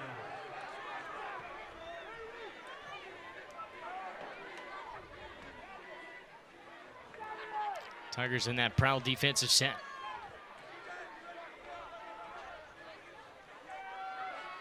Here is pressure on Inhoff. He's got a lot of space to run or throw the football across his body. He finds his man. It's going to be a 1st down just outside of the 10-yard line, maybe right at the 10, so it should be 1st and goal here with 3:08 to go. Yeah, nice little crossing 11-yard route. line, 1st and 10. You know, drag route right there by the receiver here from the near side. Got all the way across the field. Quarterback got out of the pocket. See this guy, strikes it. 1st down, Jaguars. Inhofe throws short here, trying to get some space to run. It's sure Woody, tackler. but a great tackle there. Yeah, Colton Baller, he's a sure tackler, so that's something you're not going to get away with. He's a great tackler in open space, so that's the way to stop a big play right there. 10-yard line, the ball sits, so a 1-yard pickup. 2nd and 9 to go. Still can get to that 1-yard line and pick up a 1st down short of the goal line.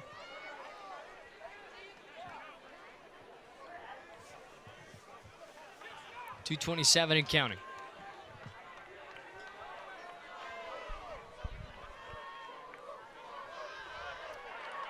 Here's Inhofe, right side, throw and catch, but great open field wrap-up tackling there.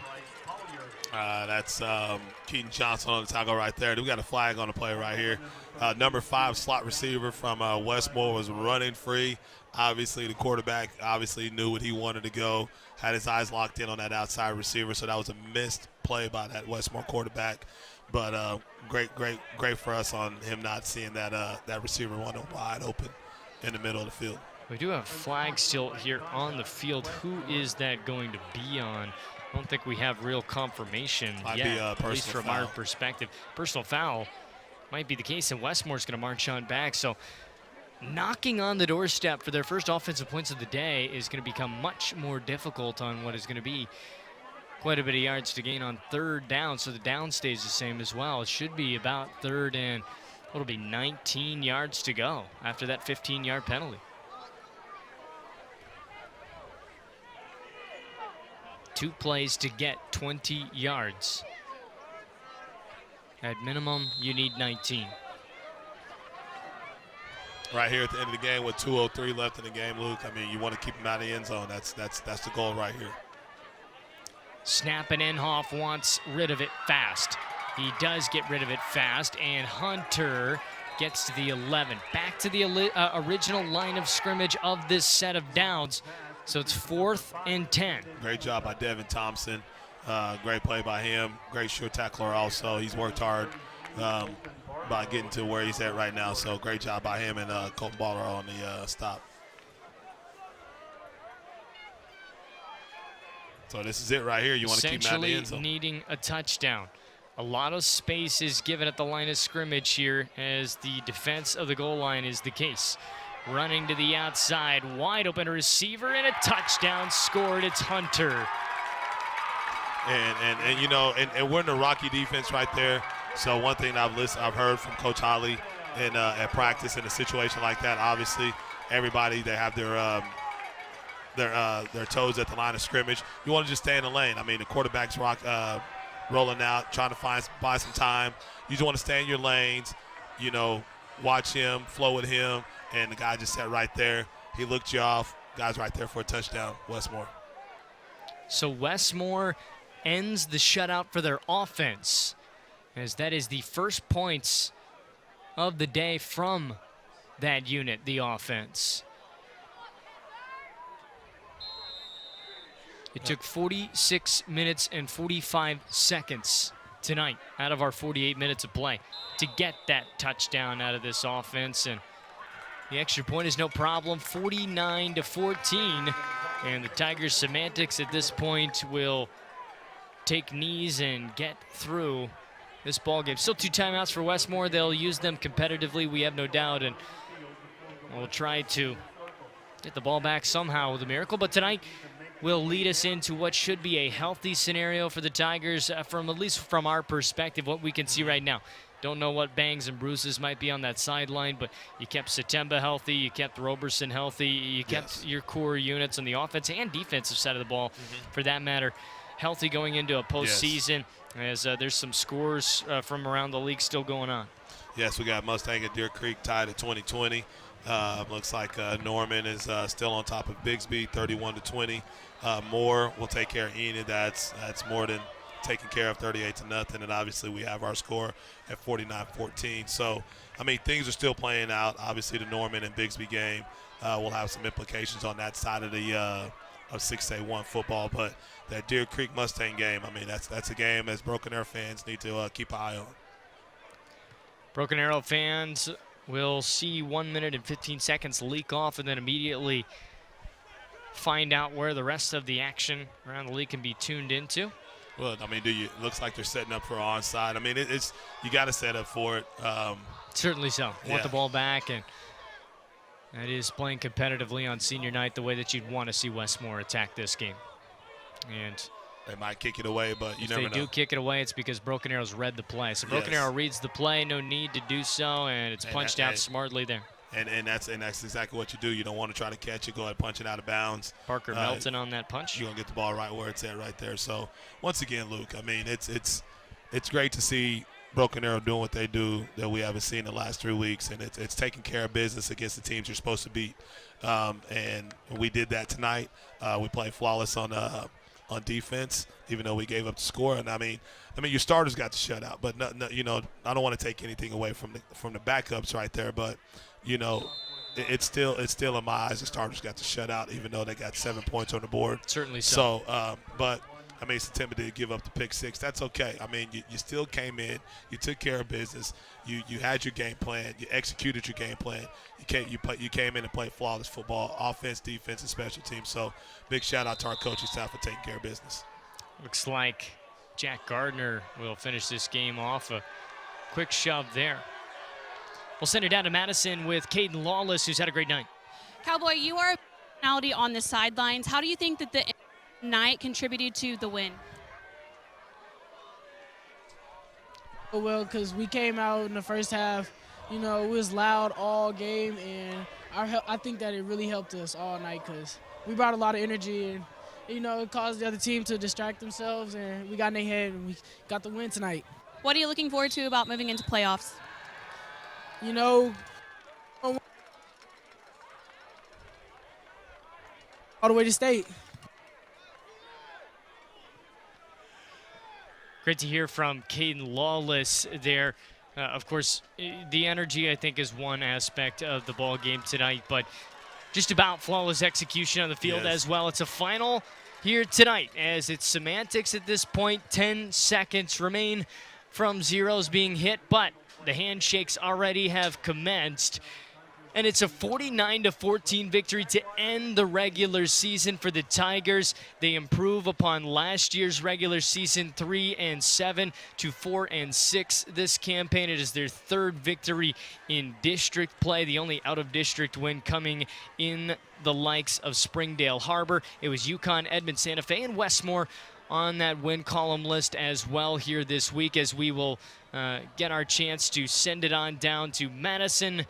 And head coach Josh Blankenship in just a bit here, but a way to end your night is, well, great to see the backups getting in there and getting some action just like that. Looks like Madison has head coach Josh Blankenship will send it down. Thanks, Luke. Coach, what were the keys to tonight's win?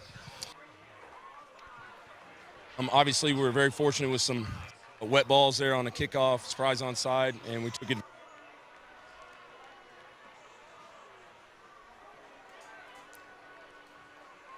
Best way you can do it. Thanks.